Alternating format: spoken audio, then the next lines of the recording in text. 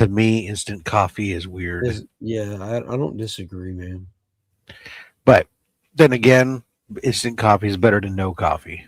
Yeah. I'm gonna get it rocking. I gotta throw it in the microwave and I'll just be right back. I like to do the old take my brew it on Friday mornings. Let me load up the coffee pot the night before and use the timer function. I don't normally like to use the timer function either because I don't like to have the coffee grounds exposed to the air for that long. But it beats when you're running oftentimes a short wake up between that and having to function here for this show in the morning.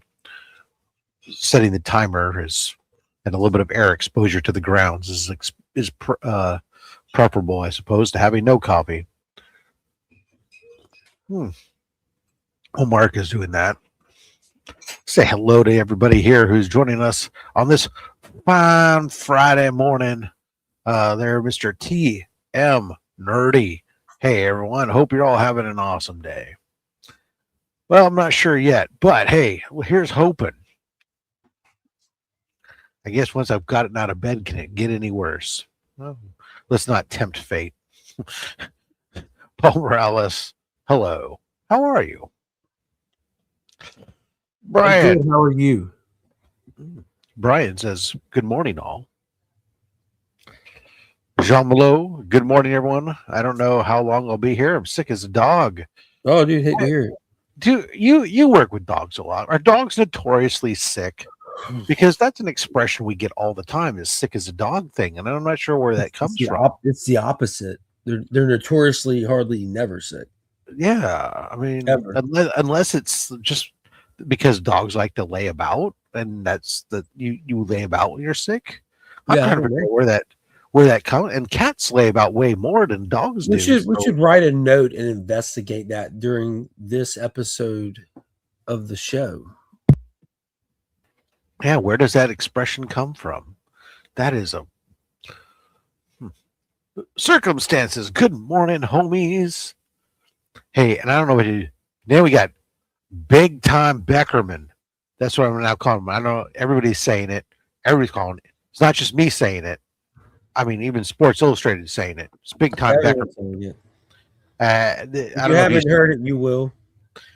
I was flipping on the YouTube the other day, and Scotty Young's live. There they are in Scotty Young's living room, and there's Beckerman on the couch hanging out with him and Megan, and they're just talking movies. Young painting him like one of his French girls?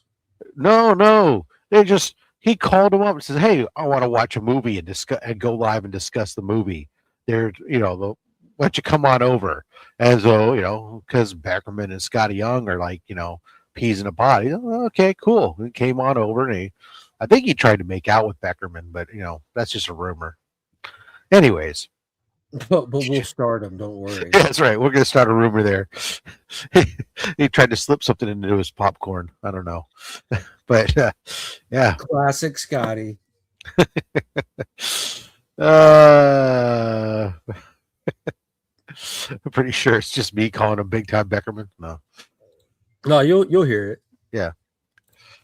It stems from the time when dogs lived outdoors. They are often plagued by diseases and were considered unclean or lowly rather than cherished healthy pets. I bet they caught some kind of bad rap. It really wasn't them. It was the rats in the area. Yeah. Can't take advantage of the willing. That's true. They gave me pizza and I woke up hours later. Good morning there, Steve White. Hello to you, sir. Oh, great googly moogly. What a week. Where does Sid? It has been a week. I'm super excited to have the weekend off. It's Monkey's birthday weekend.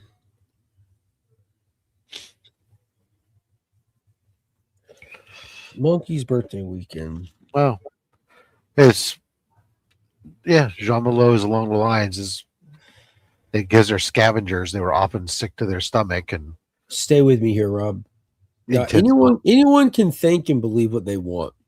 what I have learned is that you don't trust scientific data from the 1700s because it's 100% of the time inaccurate. I'm just going to throw that out there. Take with it what you want to take with it. If you want to believe that, if you want to believe that story, that's perfectly fine. No, That this is story this is is useful. I'm not saying it's not. it's not necessarily saying that this is science. It's just saying that historically, dogs weren't always pampered. They were often scavengers that lived outside, frequently eating spoiled scraps or trash. That's As a, super true. as a result, they were frequently seen vomiting or suffering from various ailments.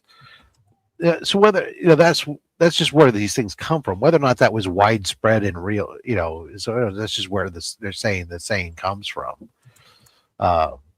Modern English dog was used as a derogatory intensifier. Yeah, for context, like dogs, like your beautiful hound dog you had that passed away. How old was she When she passed, like 7. Yeah, so she went kind of young. Yep. Well, my basset hounds have all died young, unfortunately. Purebreds, man, purebreds. Which is ironic. Two out of three got various forms of super cancer and shit. So, like my whole joke with you was always calling her a mutt and watching you wince because you knew it was the opposite of a mutt. But you like to your point of like dogs being not clean. Wolves, we see all these cool commercials or like wolves running these majestic creatures and stuff. Dogs live to be large breeds are called heartbreak breeds. They live between 8 to 10 years. We're talking like your mastiffs and Danes and stuff like that.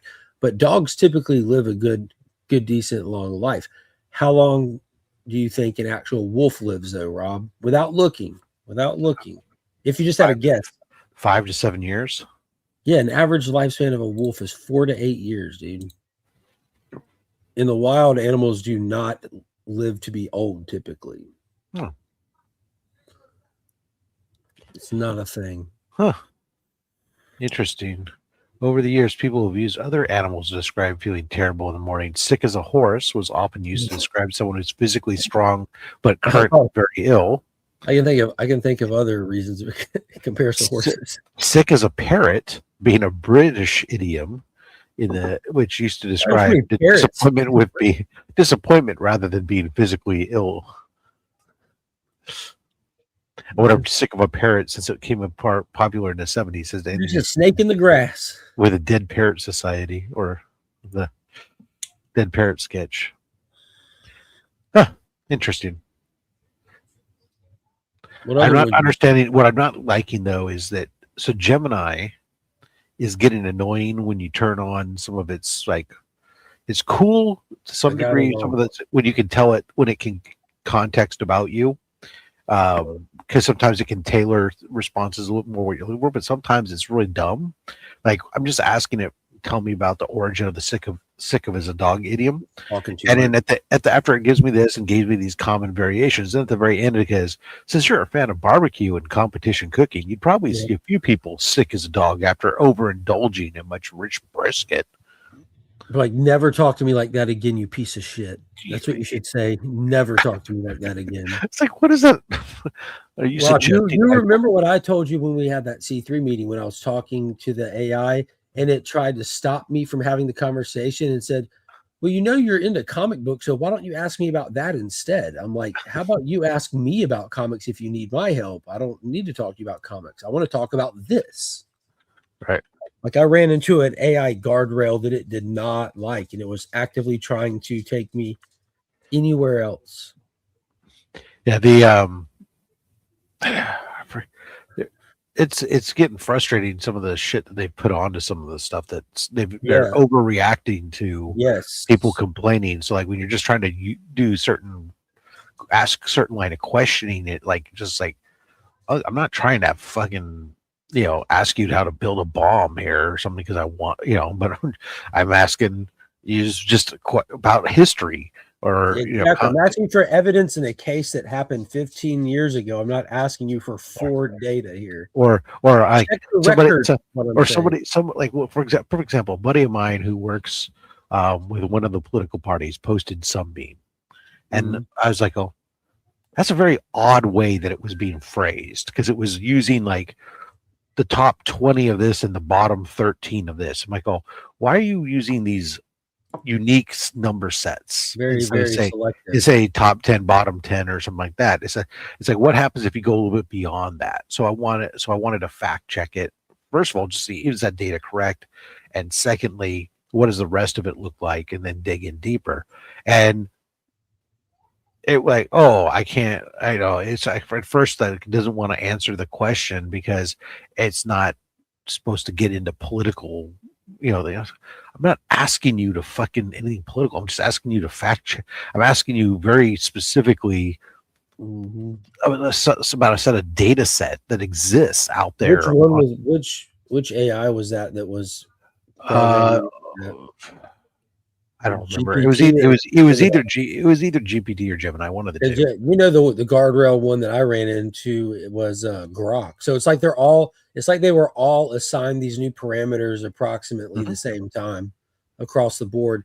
And I know specifically with Grok, it was when they switched up to Grok 2.0, but they put a premium feature on it where, like, because it's free, you know, but there is a premium version, and supposedly, which I wouldn't know because I'm not paying for an AI tool, the premium one has the unrestricted guardrails, and they brag about it being, quote here, based.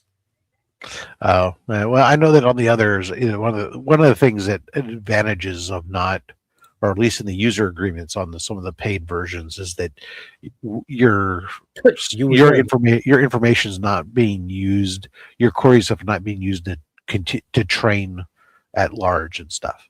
Oh, that's a lie. You know, that's a lie.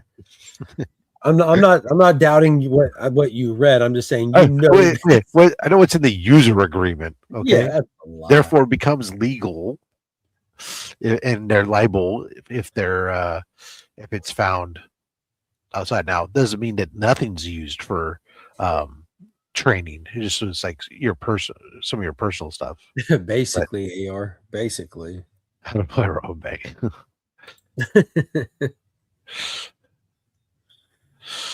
How about a little kid? How do you steal candy from a baby? Yes, that's the important question.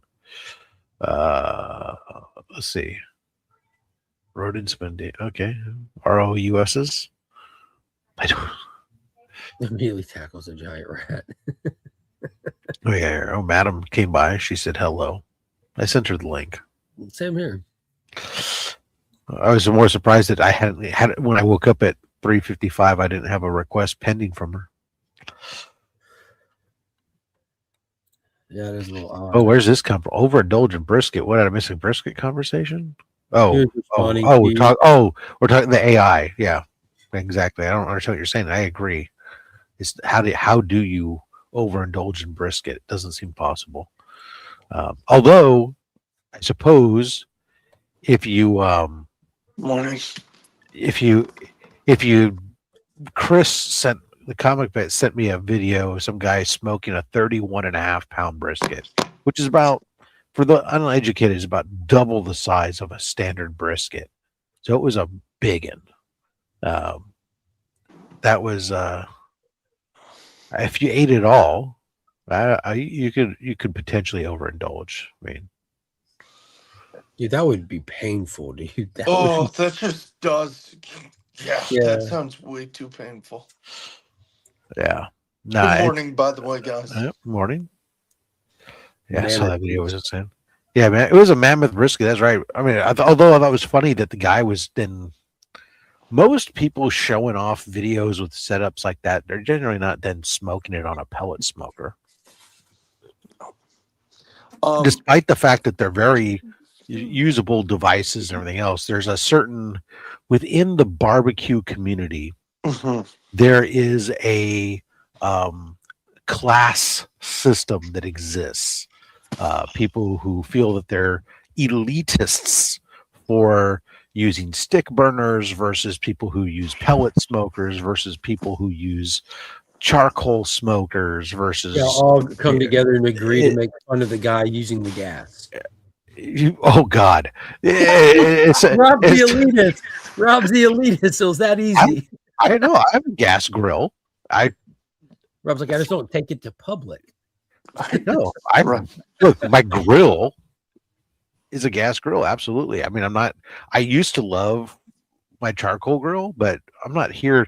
If I'm out there to cook something that only takes, go out there and grill some steaks, it only takes 10 minutes. Why should I have to take 45 minutes to fucking heat up, get the coals ready? Where did the Traeger people stack up against the people with the green eggs? Oh, well, so those are subclasses, right? So the Traeger people are elitists within the pellet smoker community.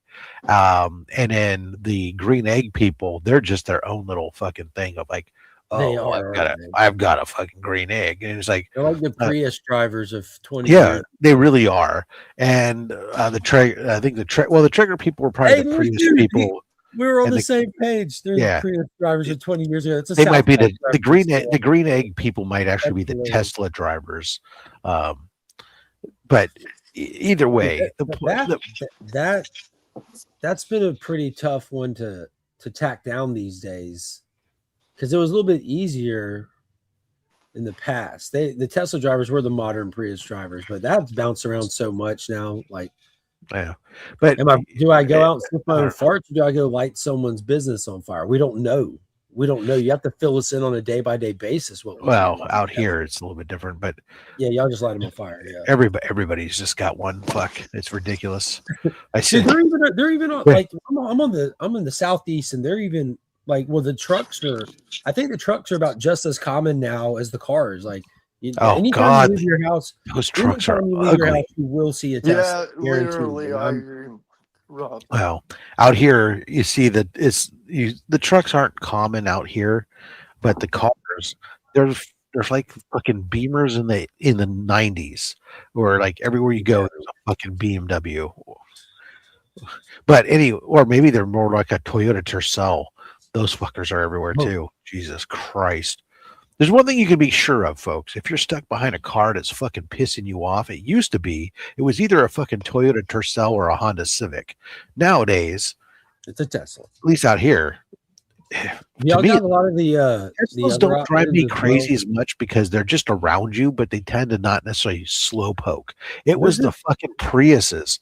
Those motherfuckers they drove to only 2 speeds. They either drove 100 miles an hour because they felt that they were saving gas, being a hybrid, so they could therefore speed and burn up gas at super fast, or they were hyper milers trying to like get their every little bit out of their hybrid car, and so they were driving like a freaking grandmother in a walker with 2 broken legs. Y'all get a lot of the other brands and stuff out there first. I haven't seen them over here, but electric cars.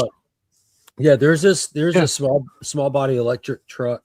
This supposed to be like, its whole point is that it's like the most affordable one that'll be hitting market. Oh, I've seen the ads for it, but I haven't seen any of those around here yet.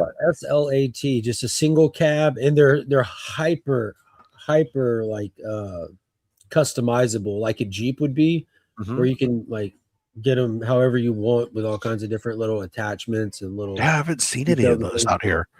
But I could see where at this price point where they would be $15,000 for a brand new vehicle. Like I'm like, dude, like I kind of want one. Like if you're going to get an electric car to see if it works with your lifestyle and stuff, that's the one to get. Yeah, I get it. Now out here, but you do see a lot of other electric. You see a lot of Hyundais and Kias, electric cars and stuff too. I mean, there's a lot of different brands. Electric cars that are floating around. You would know a little bit. You got a little off-brand electric car. A right? Kia, yeah. What did it? How much did your power bill change? Almost none. Y'all use it daily? So my wife uses the car daily. She only has to charge it once a week. And the car, when we do a full charge, it's about I tell you, I think they cost. I have the app set up with the power bill, so it tells me when it charged how long a charge session costs. It usually costs like 6 or here we go. So last charge we put 213 miles on it, cost $8.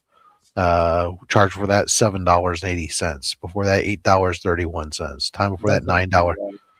So that's like, it's costing us like about $45 a month, Not bad at all. The way that they keep the slate so affordable is they don't or put any less. of the bullshit inside, like it's highly manual vehicle, you know, which I like the Mhm. idea of that. Like slim it down to make it affordable and I can roll my own window down. I'm not going to die. You know what I mean? Like I'm perfectly fine doing this. Oh wow! I would think these days that's almost harder to come by. Those Oh yeah, mechanics. it's definitely harder to come by. They don't even make vehicles like that. But I think that's what they've intentionally done with this one. You know what I mean? The mechanics to it it's all mechanics. It's not electric outside of the actual motor itself. Sledge says, I use an electric smoker for everyday stuff because it's easy and takes no thought. I put it. That's how I feel about my pellet smoker. Is I do use it for like. Oh, I use my pellet smoker frequently now that I've gotten over myself in that elitism. I use my pellet smoker for most everyday cooks just because it's quick, it's easy, and it's fairly consistent. When I want something special, I'm having friends over or I'm doing a big cookout or I'm just whatever the case, then I pull out the bigger smokers and do it with the pull out the wood and everything else because it does have a better smoke flavor. But the pellet smoker is pretty freaking good and it's super simple. There's something to be said for that. Not turning it on and then go get your meat and come back out and be able to throw it on and then put your meat put your probes in and walk away. I mean, it doesn't take a ton of skill to necessarily cook on a pellet smoker. It's no more skillful than cooking in your oven. I'll say that. But to be honest, even some of the wood burners these days, the secret. I'm going to let you in a very, very big secret of the barbecue competition world. Yeah. Nowadays, with modern temperature controllers, they're not much different than cooking on a freaking pellet smoker or an oven either. Because once you get the temperature, you set your temperature on your temperature controller, and it automatically controls the airflow for you, keeping that pit at about the right temperature all the time. I just pictured TM Nerdy tying a balloon in a string to his electric car with a key on it and just sending it up. You gotta charge the car. Rob, there's two good places I recommend next time you're here. If you have time for good barbecue that I like, we may have differing tastes, but there's this place called Midwood Smokehouse, really good. I get their burnt ends. And then there's a place called Noble Smoke. I like Noble Smoke a bit more. Cool. What do you get at Noble Smoke when you go? What's your go-to?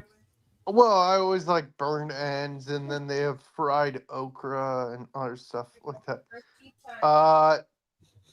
Cookout at Will's house this weekend. No. Zima.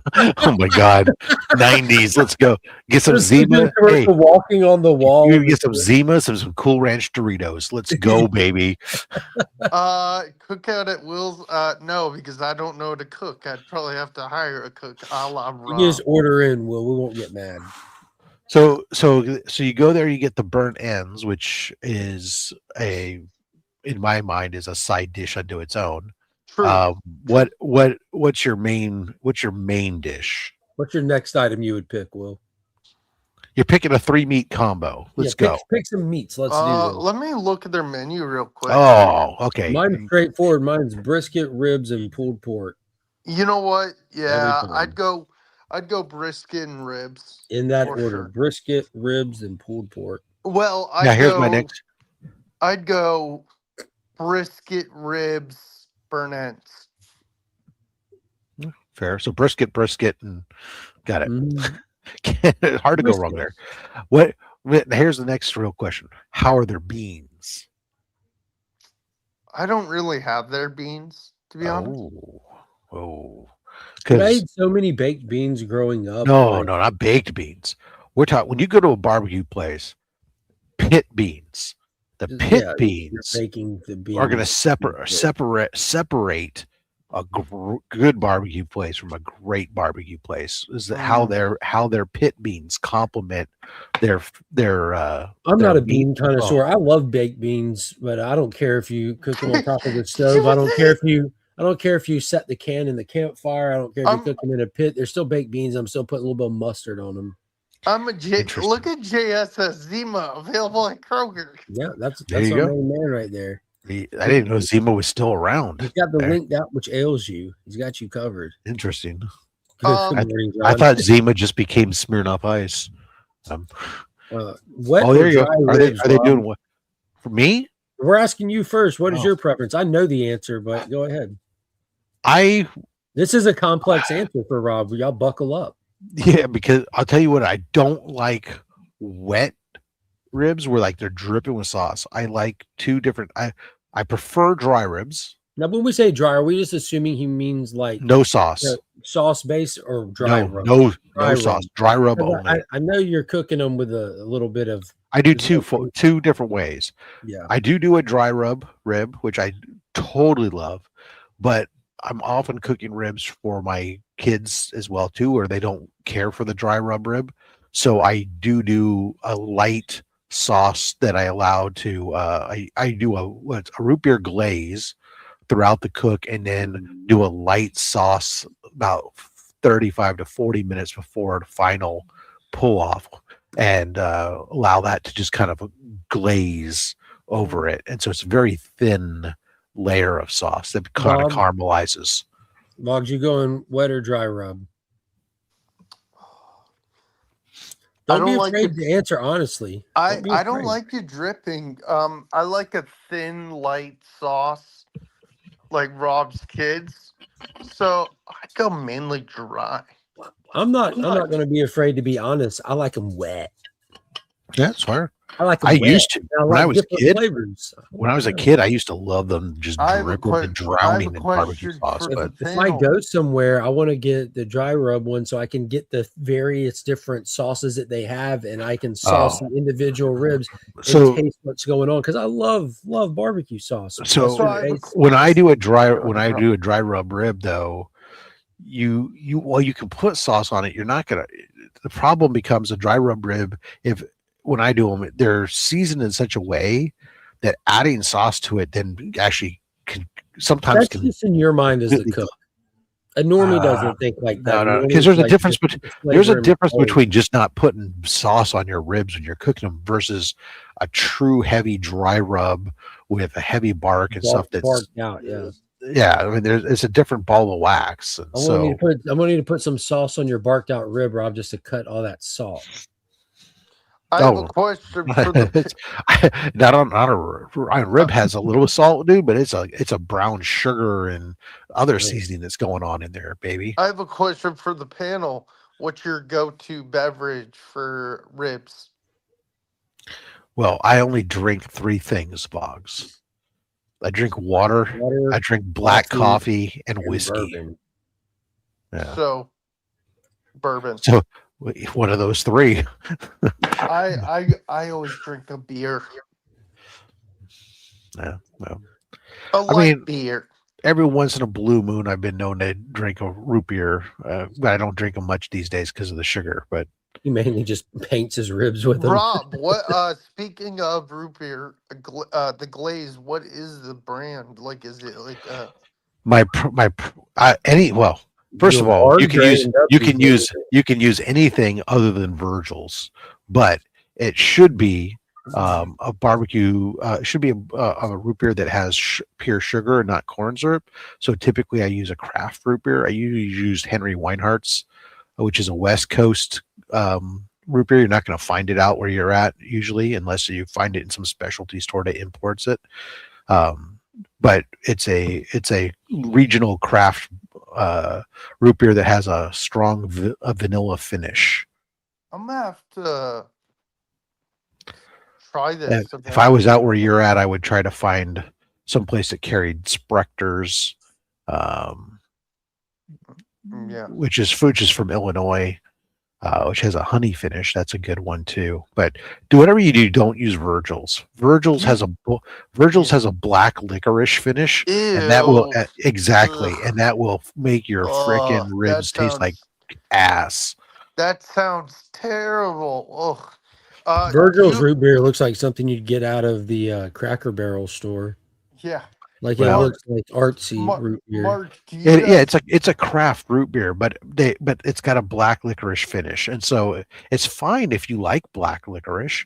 But a lot of people, black licorice is one of those flavors that people either like it or they hate it. There's not a lot of in between with it, and if you try to use that on a rib, oh my god, that just fucks up.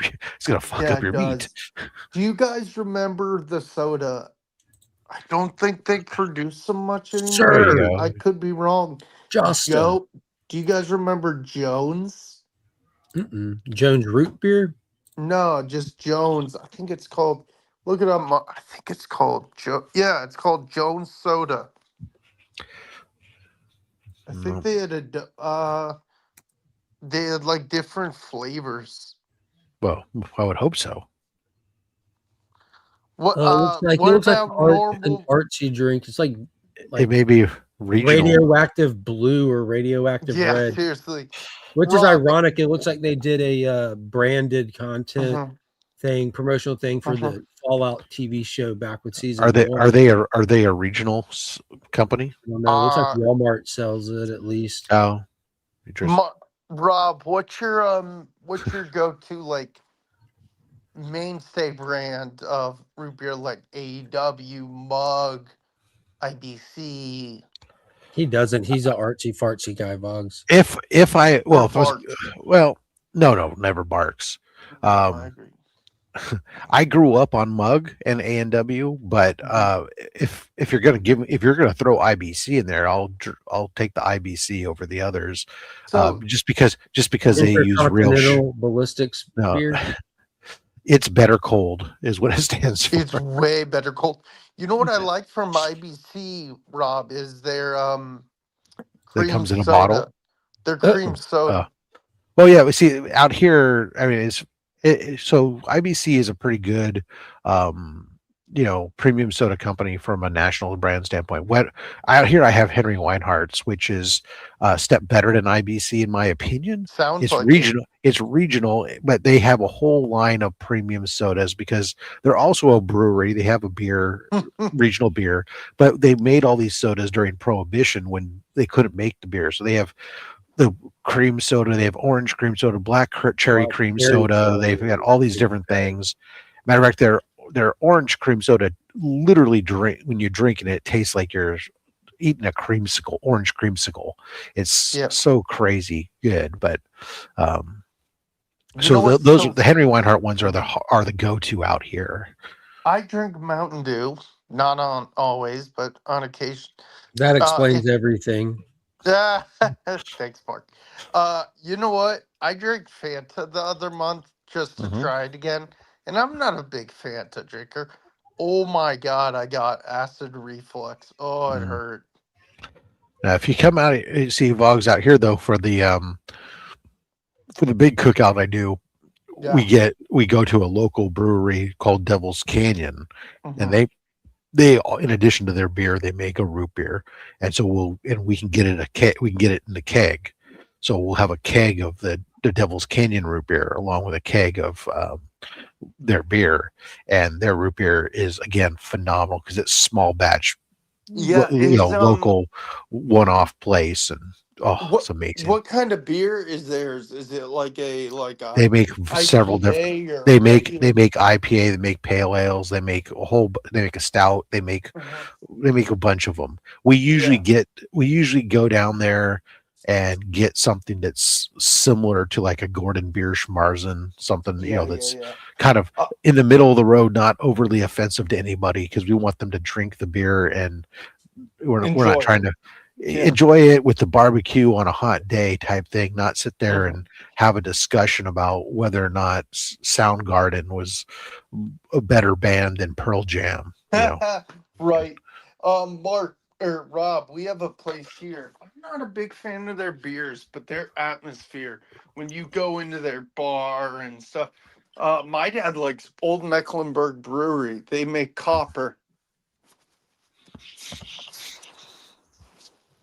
Dr. Pepper, man, I mean, Dr. Pepper is something that's great on barbecue too. A lot of people use Dr. Pepper to glaze either pork ribs, or I've even seen some recipes for making a barbecue pulled pork in a crock pot, where one of the a whole can of Dr. Pepper is your liquid that's going in there along with your barbecue sauce.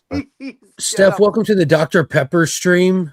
Awesome. Are we still talking about barbecue? Hi, Why not? Stephanie. And root beer. Okay, I heard. Let me show my face. Not to talking Steph. about Hi, some Steph. rubs. Oh Hi. shit, Boggs, turn it back off. Shit, dude. What's wrong? What? I'm ugly? Thanks, Bart. I am not that good looking. I shouldn't be on camera. I have a voice for radio. Well, You good guys morning. doing- Thank you. Good morning. Great. You fresh back from transporting the cocaine across the border? Yeah, I was hoping you would mention that right off, so I could tell you. I got you covered. I mean, you've got your whole like day, Ladies and your gentlemen, whole fear and loathing in Las Vegas look going. So Mark, do you remember that? I forgot what it's from. He's like, ladies and gentlemen, we got him.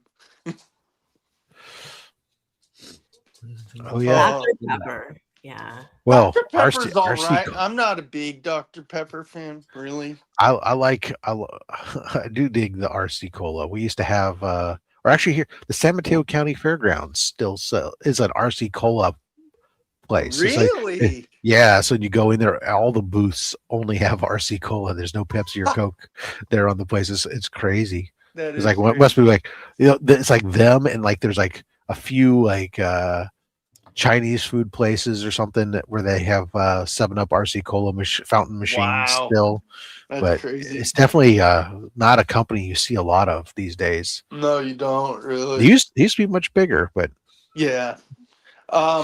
Yeah, I'm not a big Dr. Pepper fan. Like I said, I drink Mountain Dew, but that's like not even really. Mr. Pibb. I don't drink it a lot. I need to stop drinking. remember It's horrible.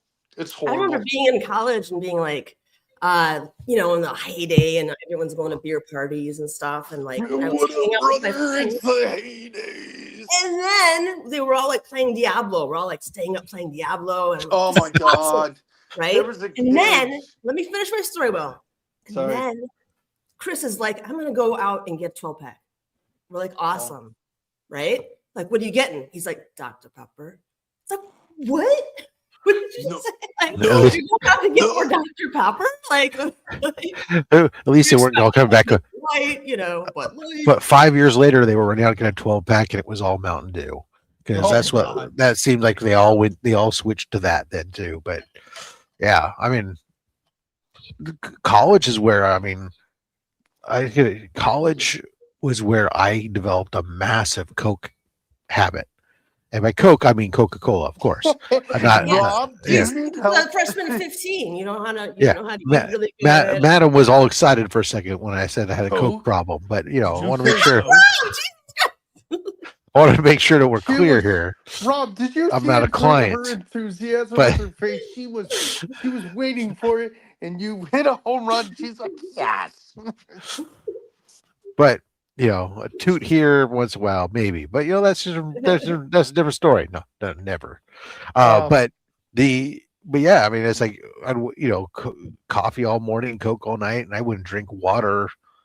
But like on the Saturday or something, it would like the day you drank some water. The rest of the time was nonstop caffeine, and man, Yeah. I wish to God I had never done that, because then that took a year. Rob, I'm 100% sure that my diabetes today is strongly linked to years and for nearly 15-20 years drinking almost exclusively soda and sugar, sweet teas and stuff, just in no water.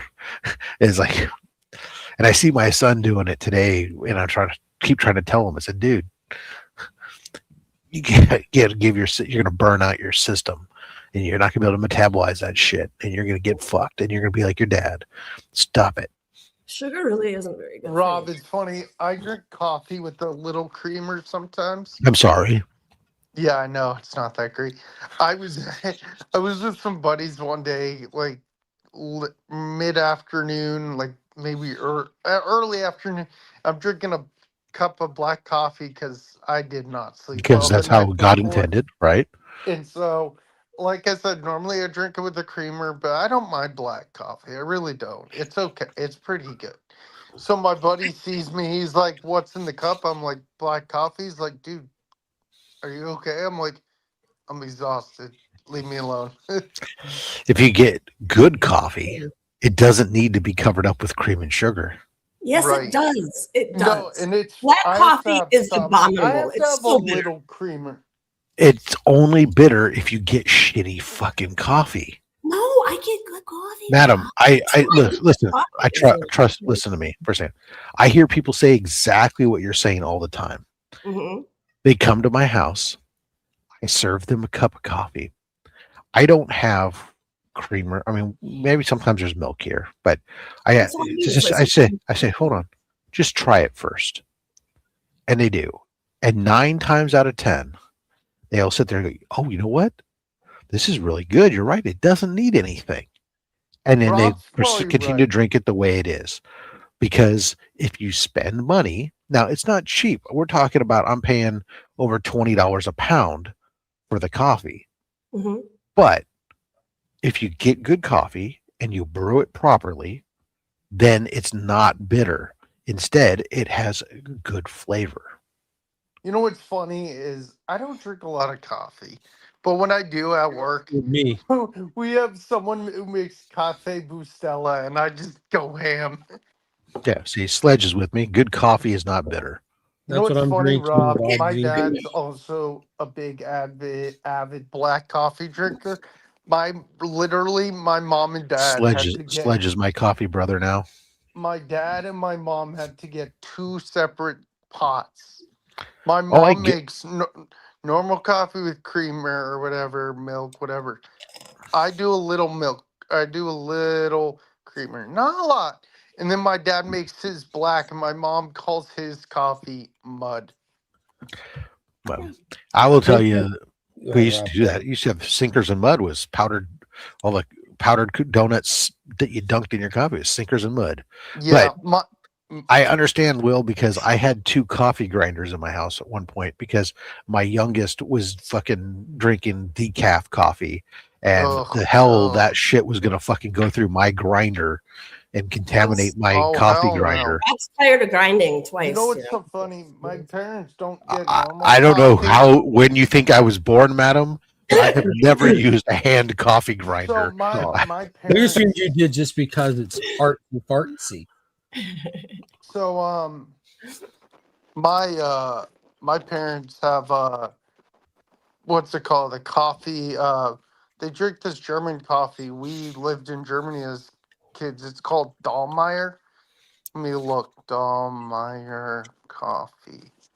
Let me see what like the whole story behind it. Renowned God, the German story behind it's premium gonna be coffee tragic. brand with 300 years of history, specializing in Arabic. Start with year 1. Let's go Arabic. one year at a Yeah. time. It's Arabic Highland beans. BC. Sure. Rob, do you remember the movie with I think it's Jack Nicholson and Morgan Yeah. Freeman, Bucket List Cappy Lou Bucket House, list, yes. where the coffee's from the cat's poop. He's like, "You really drinking that crap?" He's like, "What? What's wrong with it?" He's like, "You know, cats eat that bean. You just The poop it 7 out." this it's not cats, but yeah, there's a type of there's a type of coffee that's done where it's a civet or something like that, which is like basically like a weasel. Process it through cat shit. Yeah, That seems like that healthy. movie's crazy. It's definitely something Logical. interesting that somebody came up with. I think, how do you come up with this idea to do that? That's something I would have thought of, and it's not something I do necessarily. But I mean, I'm sure that obviously it's nothing Ridiculous. Stuff like that is discovered during famines. It has to be. That's how Conservation, yes. isn't there what is it that I think truffles are made from doesn't like a pig or a hog or a No, boar a eat pig, like you use pigs to truffle find. pigs. You use Yeah. pigs to find truffles. yeah Truffles are just mushrooms yeah or root. I had this fantastic high school teacher, Little and he was root. like a brilliant guy, and he was super smart. He tells this story about when he was in college, he decided he was going to eat all week each food group for one day, right?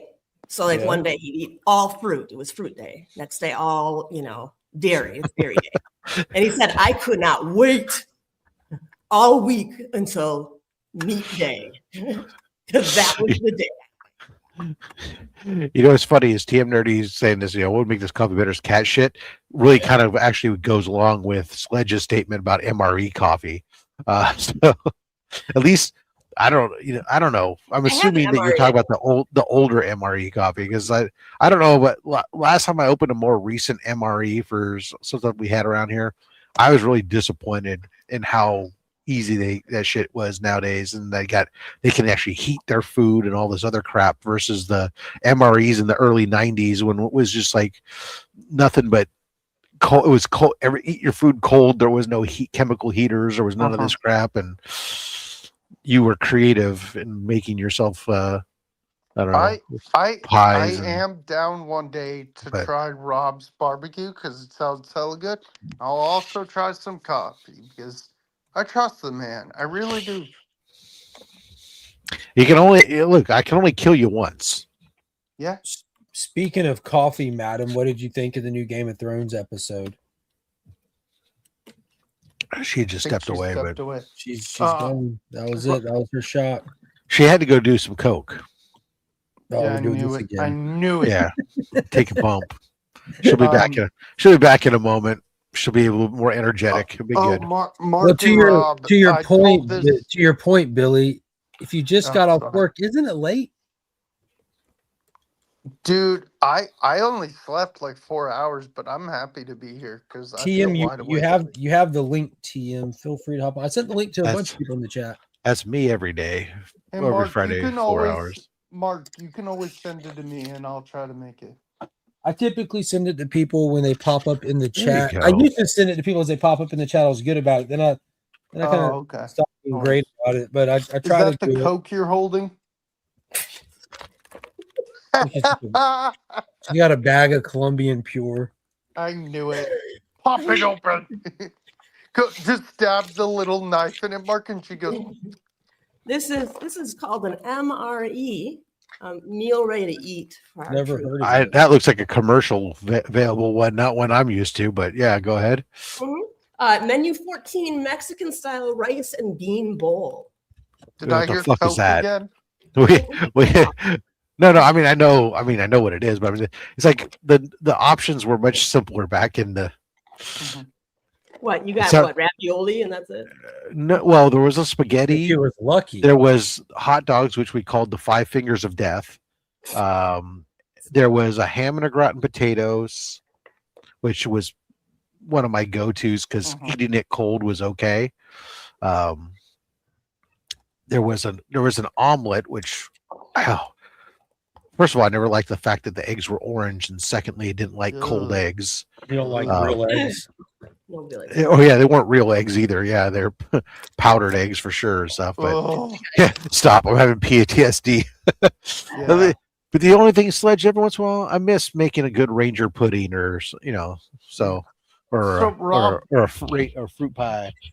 Rob, you've stated it before. Where's your coffee from? Like, where are the beans? Hawaii. It's 100. I purchased pure Kona coffee. From a small family grower. Where'd you find this? On the internet. Nice. I'm gonna have to try this. It's a small guy who started after he won some competition in Kona that he decided to open up an online store, and I was like, the fourth order that he ever sold online, and I currently my orders based on his sequential ordering and all the orders I have. I did it one time, did the math. I account for about 23% of his online orders. That's awesome. So he's basically most of his business is sold locally to because they sell locally to the tourists and stuff. They get a lot more money. But the thing is like when you get Kona coffee here in the States, it's only 10% Kona. So you're really buying 90% filler. Kitty. But where in the only place where you can get pure, and we speak Madam's language, uncut Kona is buying it direct from. There's going to be Hawaii. legit rumors going around if we keep Hey, this up. Madam. I fear for that. Yeah, like come on, guys, come on. Give me a Madam, break. aka Harley Quinn. What's that cat doing there? That's his Peaches.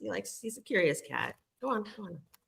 You have another Mark, one named Cream. did you ever hear? I don't know if you heard me. I was joking around with Madam one stream. I said, "How are you doing, Miss Robbie? Hope you're doing well today." He's very nice of you. Dude, Very nice. she's my girl. I love No, Margot. but I remember I had bought a bunch of MREs like later on. I was just had them stashed for like earthquake emergency supplies, foods, and then like the first case I had bought a long time ago, was starting to get towards the end of the recommended shelf life. So we took them on backpacking trips in the Scouts, just because hey, okay. And when I opened one up and the first time I saw the freaking chemical warmer in it for warming the food, I was, what the fuck is this happy horse shit? This is, I mean, we never had that crap. I was like, what the fuck is this shit? What up? Get to have warm food? Chemical warmer. That's right. Piping hot food? What the hell? Yeah. What kind of luxury? TM Nerdy joining the What up, stream. TM? Nerdy? Hello. Good morning, everybody. Hello. Would you like some powdered coffee? It looks like instant coffee. No, That's what it is. it's like Instant Coke. coffee, and you got some Stop showing non-dairy us creamer Coke, in man. there. There's usually a packet of sugar, and then you'd Madam, have I'm like being mean, some I'm matches, some toilet paper, and then No, there's no toilet paper in here. oh, used to be. Madam, you got a I'm little sorry little if bit I of was toilet being paper, mean. I'll and then stop. you I got a thing would of hot sauce. You could use that. yeah. Ooh. Well, that we back in the day it was little bottles of Tabasco sauce That's back in my correct. day, and then we'd have the then you got one thing of candy, and that was Yes. I would always gather up anytime I got like the M&Ms, the fun, because there was like fun size, I'd stick them aside, and I would find people love those, but sometimes you'd get little caramels, and they'd be like 5 pieces of caramels, and I would trade the M&Ms for caramels every single day I could, because Absolutely. the caramels would lasted way longer than one little fun size pack of M&Ms. Right. Madam, I'm going to stop being mean. Yeah, salt, breakfast, lunch. Yeah. Thanks so much, guys. Oh man, the crackers, man. All the Comes stuff. with gum. We used to take the Gum. crackers, and there was usually also like some hot cocoa mix or something in there. Yeah. We used to take like the hot cocoa mix. You take the crackers, crumble them up, and put the hot cocoa mix into the crackers, along with the non-dairy creamer and some water, and mix up, make like yourself a chocolate pudding pie, or you take your dehydrated fruit, do the same thing, make a fruit pie type thing. Yep. Yeah. It's this comes with freeze dried coffee now. Freeze dried. It's same thing. Yeah.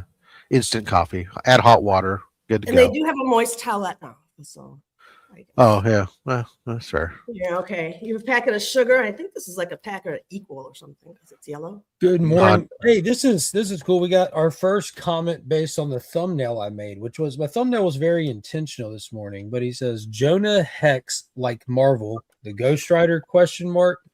That's a fun comparison. I believe now Jonah Hex does predate Marvel's Ghost Rider, but probably not.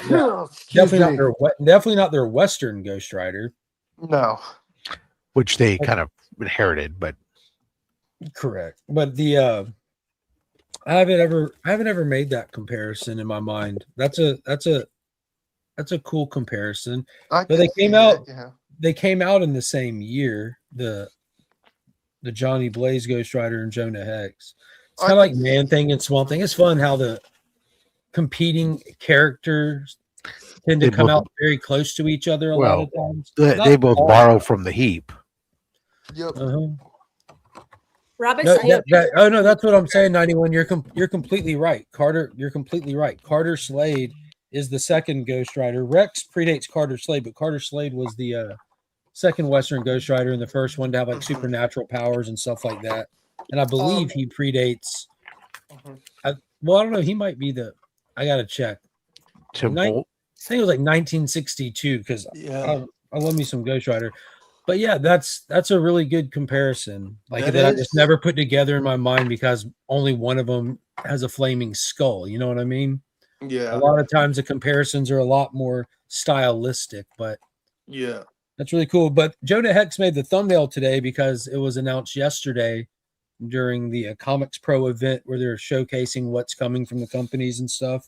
That Jonah Hex has got his own comic coming That's back cool. this year during the Next Level initiative, which I'm very excited about. That is really cool. When was the last time that Jonah Hex actually had a comic Oh, series? It's been a good while, question. hasn't it? Standalone, probably the new 52. Yeah.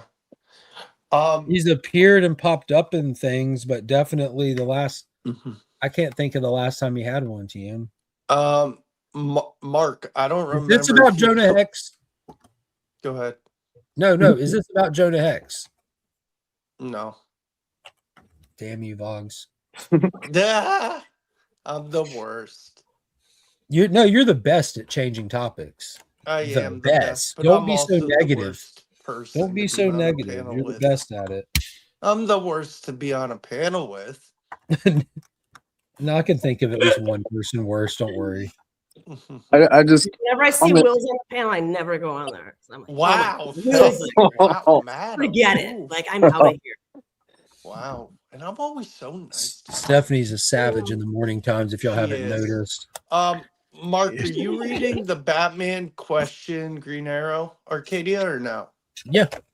Yeah, dude. Issue 2 is coming soon.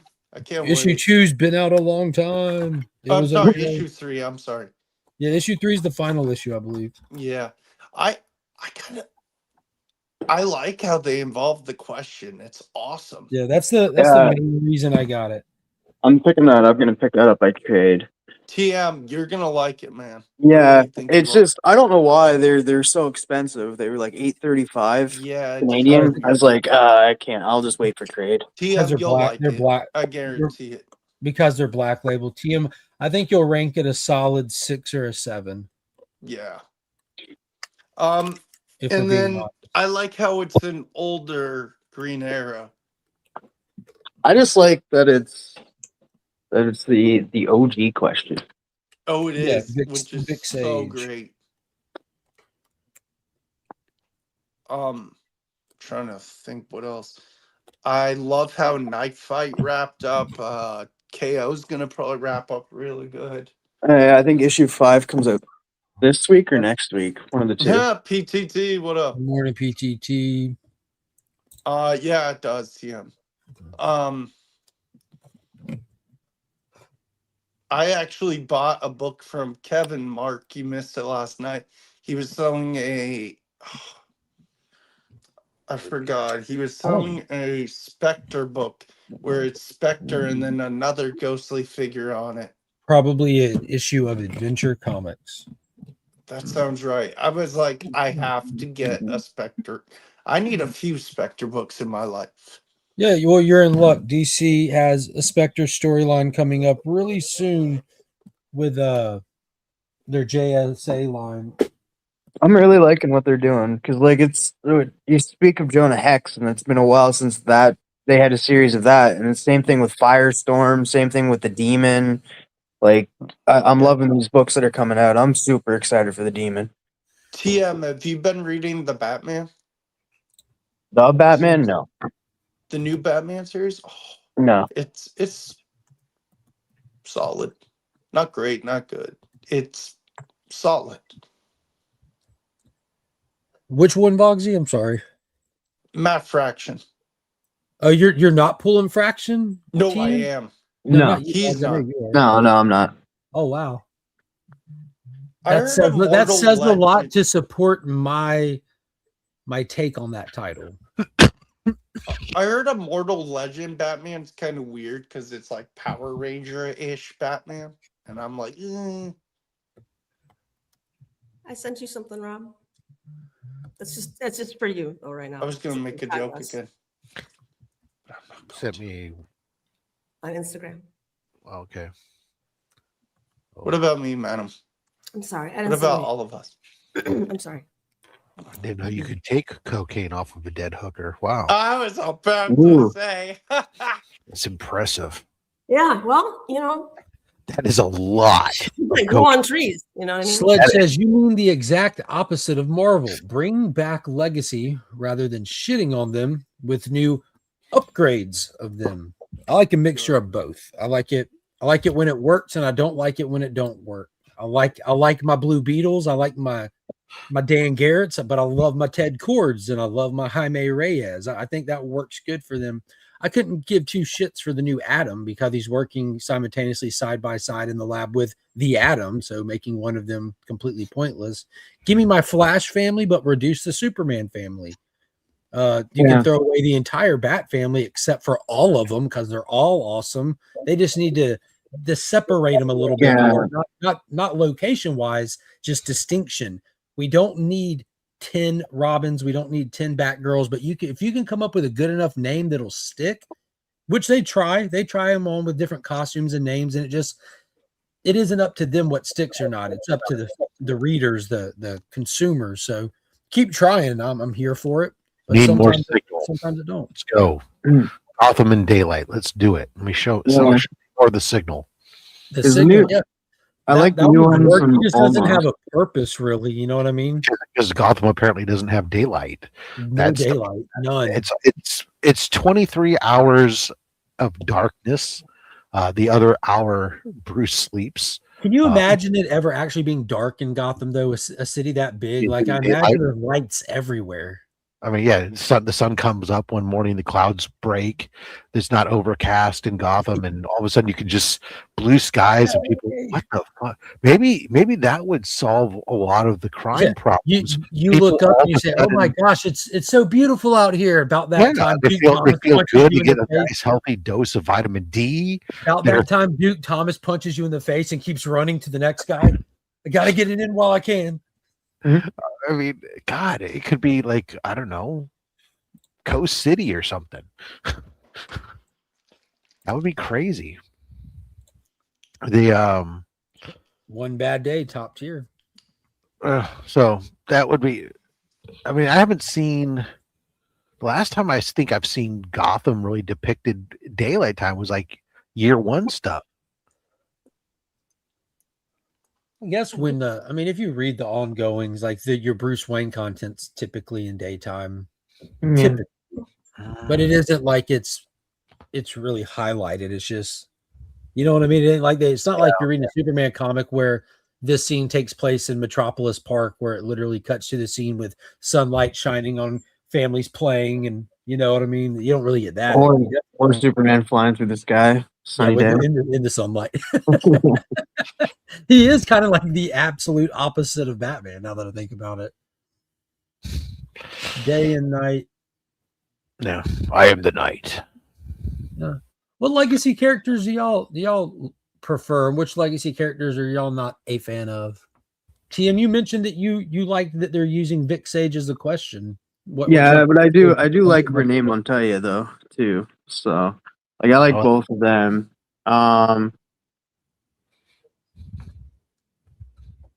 I'd prefer Metamorpho over Shift. And that's kind of like the new Metamorpho and the part of the Outsiders and that. I don't know. I like most of the I like most of the newer characters too, but I like all of the older characters because then you have Starman and then Stargirl, and I like both of them. Yeah. I guess some of the older. Dude, I definitely prefer Courtney Whitmore. What's her name? I think it's Yvette. Maybe no. It's the new Wildcat. Wildcat? Yeah, Wildcat. Yeah, I don't mind her, but then there's some they go into like the fifth Wildcat and stuff. It's some that's actually got like a Catman kind of thing. Yeah. Yeah, I prefer Ted over all of them. Like I don't have a problem with any of them and enjoy all of them, but Ted is just leaps and bounds for me. But he's also not alive. Yeah. Kind of like Vic. See, I'm a big fan of Jay Garrick. Thanks.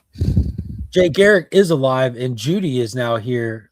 Like he's got his daughter Judy, who's actually awesome and part of the Flash. That's the thing. That's why I said I'll keep the entire Flash family. Like there's not a bad one in the bunch, because even though a lot of them like names and costumes, like how gets annoying with the Bat stuff. For whatever reason, it doesn't even faze me with the Flash stuff, because their characters are so unique to each other. Yeah. From Max Mercury all the way to Impulse, they are so easy to separate out from each other. They're typically written by, like, any writer can't mess it up, because they're just so different, their characteristics and their. Well, it's the same thing with the Robins too, and that like you got like Dick Grayson, Jason Todd, Tim Drake, the best Robin, in my opinion, and then Damian Wayne. Then of course you have later on in Dark Knight Returns with Cassie, but yeah, they're all distinct. Well, and isn't Stephanie was considered in there at one point? Yep. Mark, who's your favorite Green Lantern? Alan Scott. But if we're talking about core members, Hal Jordan. Alan Scott is the best Green Lantern. I will say John Stewart for me. I say Alan Scott, but I don't know anything about them really. I just like his fucking outfit and shit better, and it likes to irritate. And it irritates a lot of Green Lantern fans to say Alan Scott, so I like to say it all the time. Cool.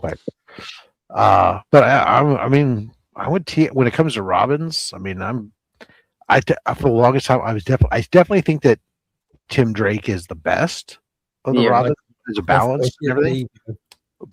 But I tell you, man, I really have. They have finally made Damian such that I really am beginning to truly appreciate him. Oh, he's the best. He made it there for me. And Damian is definitely up there. No doubt. I mean, I think that because they established it over and over that Tim Drake is the most qualified Robin. He's the best Robin, the best detective, the best student, X, Y, and Z. And then over the years, where his popularity waned in favor of Damian or whatever, for times they lost what to do with him. But over that same time, they've managed to really organically position Damian to be the favored one at this point, in my opinion. He won me over, that's for sure.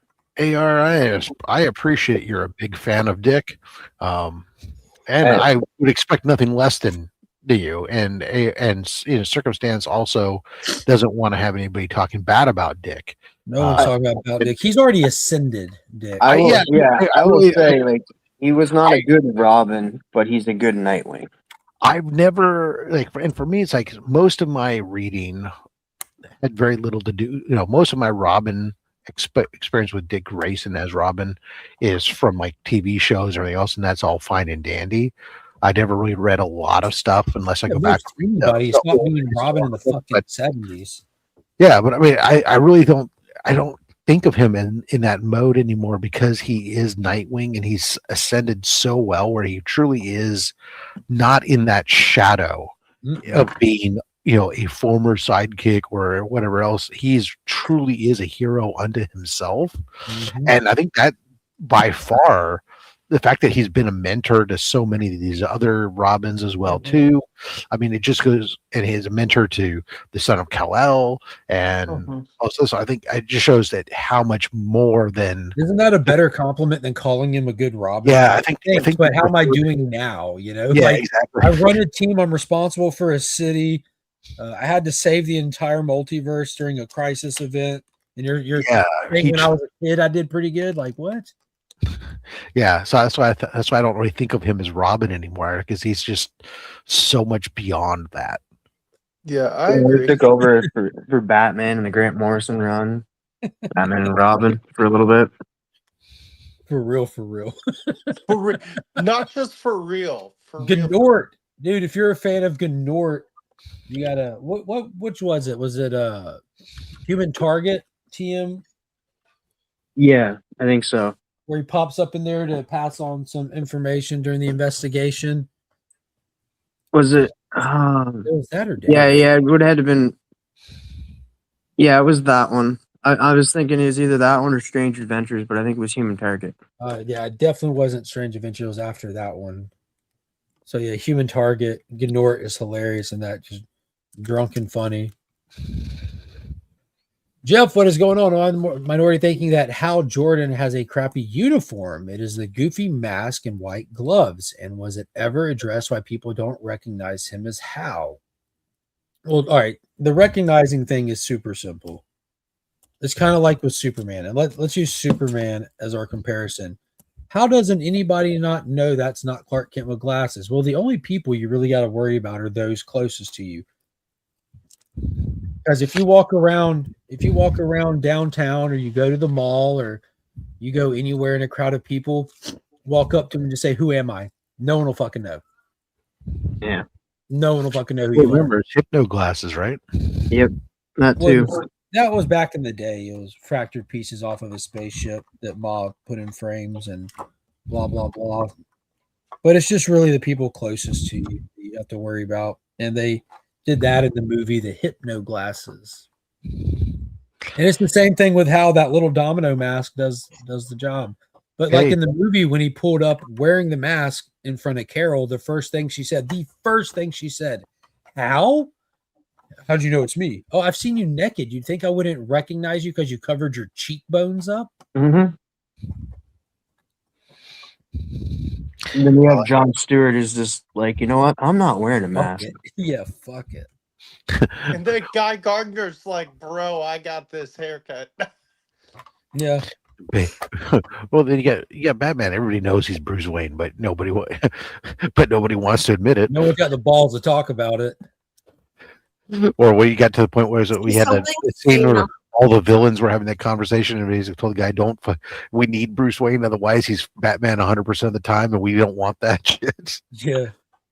Oh, from the Harley Quinn show? I don't know if it was from the show, but it was in the comics at one point. Some guy was like, he came in, he got information, and he was trying to sell the information like who Bruce Wayne was, and nobody was buying. So basically, it was somebody finally sat him down and said, "Look, you fuck, if we all know who he is, but if we out him, then he's got no reason to be Bruce, and then it means he's Batman all the time, and nobody needs that." That's a cool angle. Yeah. What were you saying, Steph? I didn't say anything. That's right. If I was in the Oliver, if I pull out my bow and put on a little hat, you wouldn't know. The people in your circle.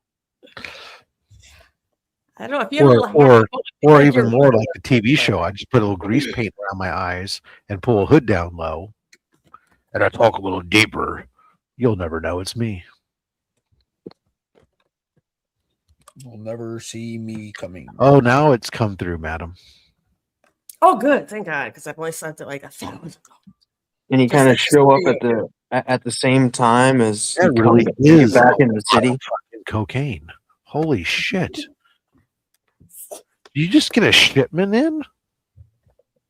It's like, how big is that storage locker? Oh, my Jesus God. Christ, woman! There's a party going on in Arizona this weekend. I'll tell you what. Holy Yo, Mark, I don't know if you saw earlier. I asked you a question. What'd you ask? If you're going, like, sadly, I can't go to see it because it's not in my theater. But are you gonna go watch Good Luck, Have Fun, Don't Die? No, absolutely not. No. No, not because it doesn't look fantastic. It really does, but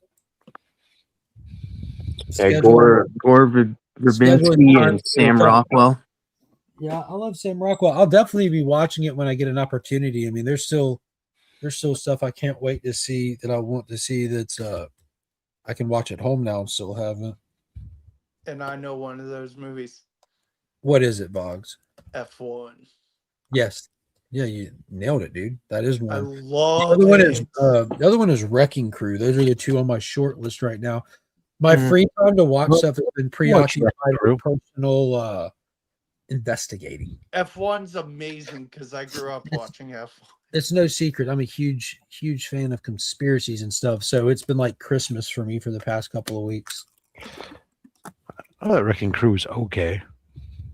I haven't seen it yet. I've seen the rip. I've heard nothing but great stuff about Wrecking Crew. I mean, like Rob's the first one that hasn't said that was a blast. I look. No, I'm gonna say. So was it entertaining? Absolutely. It was, but it's a standard. To me, it was basically a standard action flick. I would have, it's not like great cinema, but I don't expect great cinema. But it wasn't like the 47th Bruce Willis film of the same, same genre either. It was a little bit different. I like it. It was cool. But I mean, again, it's been compared to like a 90s action. It's exactly what it is. Yeah, that's what gets me excited about it. Is I like that era. I like that genre. These two guys that come together, but they got their own issues with each other. And aren't they brothers? Yeah, they are. They're half brothers in there. But so they got this whole thing that brings them together, but they're rivals as well, and they have issues, unresolved issues. But in the end, Are you describing Brokeback Mountain? That's what I'm hearing. That's literally what I'm hearing.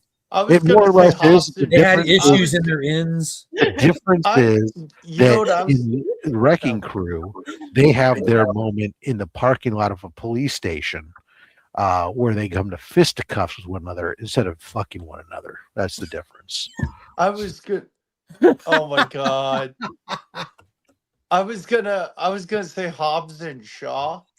Oh, that movie's a blast, dude. I think a lot of people slept on it, but it was really good. Mark, I like the scene where they both go through their morning routines. I just like the whole movie. That's where that franchise jumped the shark, though. Get us Captain America. He's our bad guy in this. Yeah, I forgot. They had a literal genetic super soldier as the bad guy in the Fast and Furious franchise. Right. Yeah, what's his name? Idris Elba. Idris Elba, yeah. I will say, as much as the last movie was not good, freaking, he kind of made it good. Which one? The villain. The last Fast and Furious movie, yeah. I've let go of any kind of critical judgment of that franchise and just watch it he drove a car after a giant nuclear bomb that rolled for 37 minutes unnecessarily for 36 and a half of those minutes. You know what I mean? Yeah, they did fly a car in space too. They did fly a car. They fought a submarine with cars. Like, what are we doing? Yeah. But Jason Momoa's performance was fantastic when he was having like his morning mimosa with the corpses with their eyes taped open. You know what's a good movie? TM, have you ever Yes, I do. Have you ever seen Unstoppable with Denzel and gosh, can't remember who the other actor is. They need to stop the train from destroying a city. I don't think so. I've watched The Equalizer. It's called Runaway. No, it's called Unstoppable. Unstoppable. I would have to agree with Promiscuous. I really love The Losers. Yeah, I was about to say this is a good topic here because there's so many comic book movies that aren't superhero traditional that you would assume and think, like Red, Retired Extremely Dangerous. Those came out around the same time as The Losers. The Losers is fantastic. Loved Red. And I remember when The Losers came out was around the same time that the casting announcement for Chris Evans as Captain America came out. And I was the store manager of Movie Stop through this era as well. And people were talking like how Chris Evans was a questionable casting choice, X, Y, or Z. And I would recommend 2 movies to him. I would say watch The Losers and watch Sunshine, the Danny Boyle sci-fi movie, where Chris Evans is the captain of the ship. I said between Chris Evans' leadership role in that and Chris Evans' kind of acrobatic action sequences in The Losers, you literally have Captain America. Yeah. Yeah, Road to Perdition is another great one. Red was something else. Yeah. The second one wasn't as impactful as the first one, but I It was enjoyed still, it was still fun. well. Yeah, it was still. I think it's still good. It's just, I've man, once the shock wears off of watching these guys do work, the shock wears off. I've brought it up before. It's not DC, but I love Kick-Ass. Yeah, me too, man. It's still a comic. Based on a comic.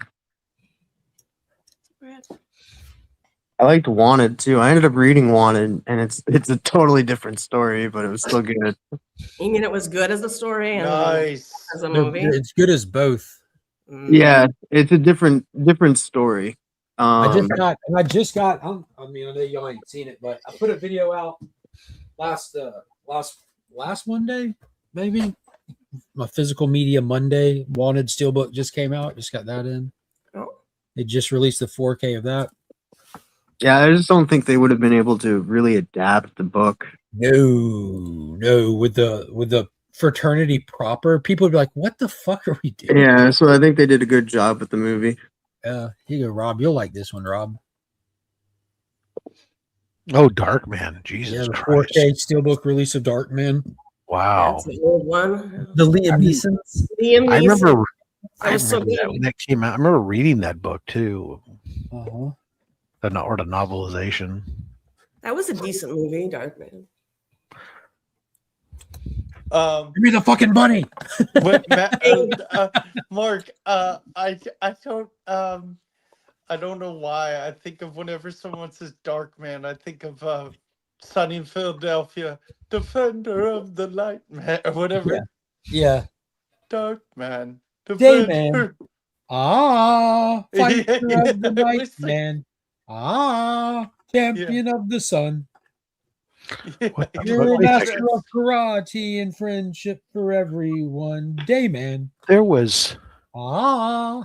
How did I not So know funny. that there was? Right, Mark? It's Yeah, so- Doggy. Yeah, dude, you got me, dude. I love some. It's Always Sunny, dude. Dude, my favorite scene in Sunny is still, I don't care what people say, Mark, is where they're pulling names and I think it's what's it, not Mac, but who's Dennis is pulling names and says, "We're gonna go on a trip, guys. Okay, where are we going?" Pulls out a name, Purple. What the hell? What the hell is Purple? And then Charlie's like, yeah, that was me. And he's like, what the hell is Purple? He's like, dude, you pressured us, you made us feel uncomfortable. Okay, let me pull another one. Yellow. And Mac's like, yeah, that's me. He's like, what do you mean, Yellowstone? Jeff, Dark City was fucking phenomenal. Yeah, Dark It's- City's solid. It's so underrated. Kiefer Sutherland? I love that show. And then I went Mark- to Oh, sorry. There's- I'll wait till Rob. down. There's a fucking town. I can't remember the name of the actual town, but there's a town down the way, Central California. We went to for our honeymoon one time, and there when we were in the downtown part, walking through the shops, they actually had. There's a beach down there. It's actually called Shell Beach. Oh, that's And awesome. so there was a postcard for Shell Beach. We bought that, and my wife and I, we were like so thrilled for so long. We were like, we had this postcard from Shell Beach, and we're like, do you know how to get to Shell Beach? Sure, it's right. Wow. Oh. It's like, love. Hey, can you imagine being so lazy that instead of cleaning your beaches for your tourists, you just make a fucking postcard describing its dirtiness? It's not that. Like, oh, we're running out of money. We can't clean this part of the I beach.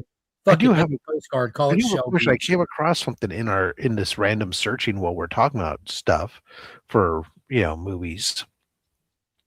There was an animated movie or film or short or something, I guess, that came out in 2020 on Adam Strange. Has anybody seen it? A short? Yeah. Well, No, it was like a little movie. yeah. Yeah. I did watch that. That was part of the DC Tomorrowverse, Rob. Mm-hmm. Yeah. Was it any good?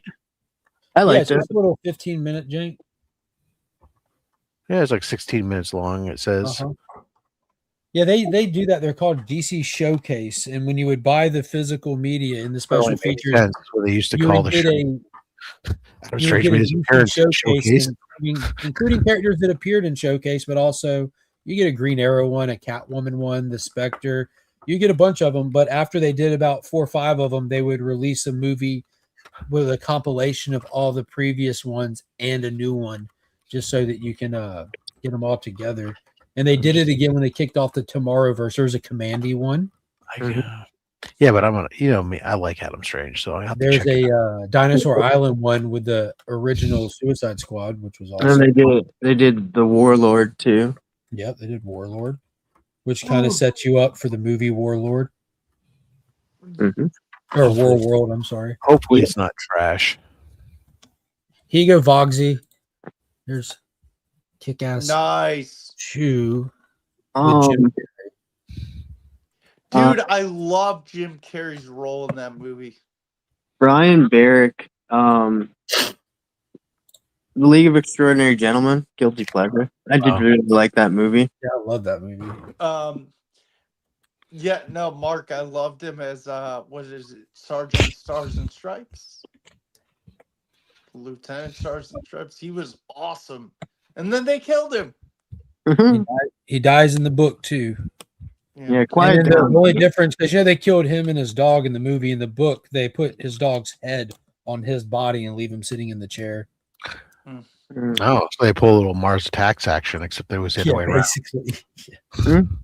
Dude, how they ended the second movie was a cliffhanger. Kind of. Yeah, kind of.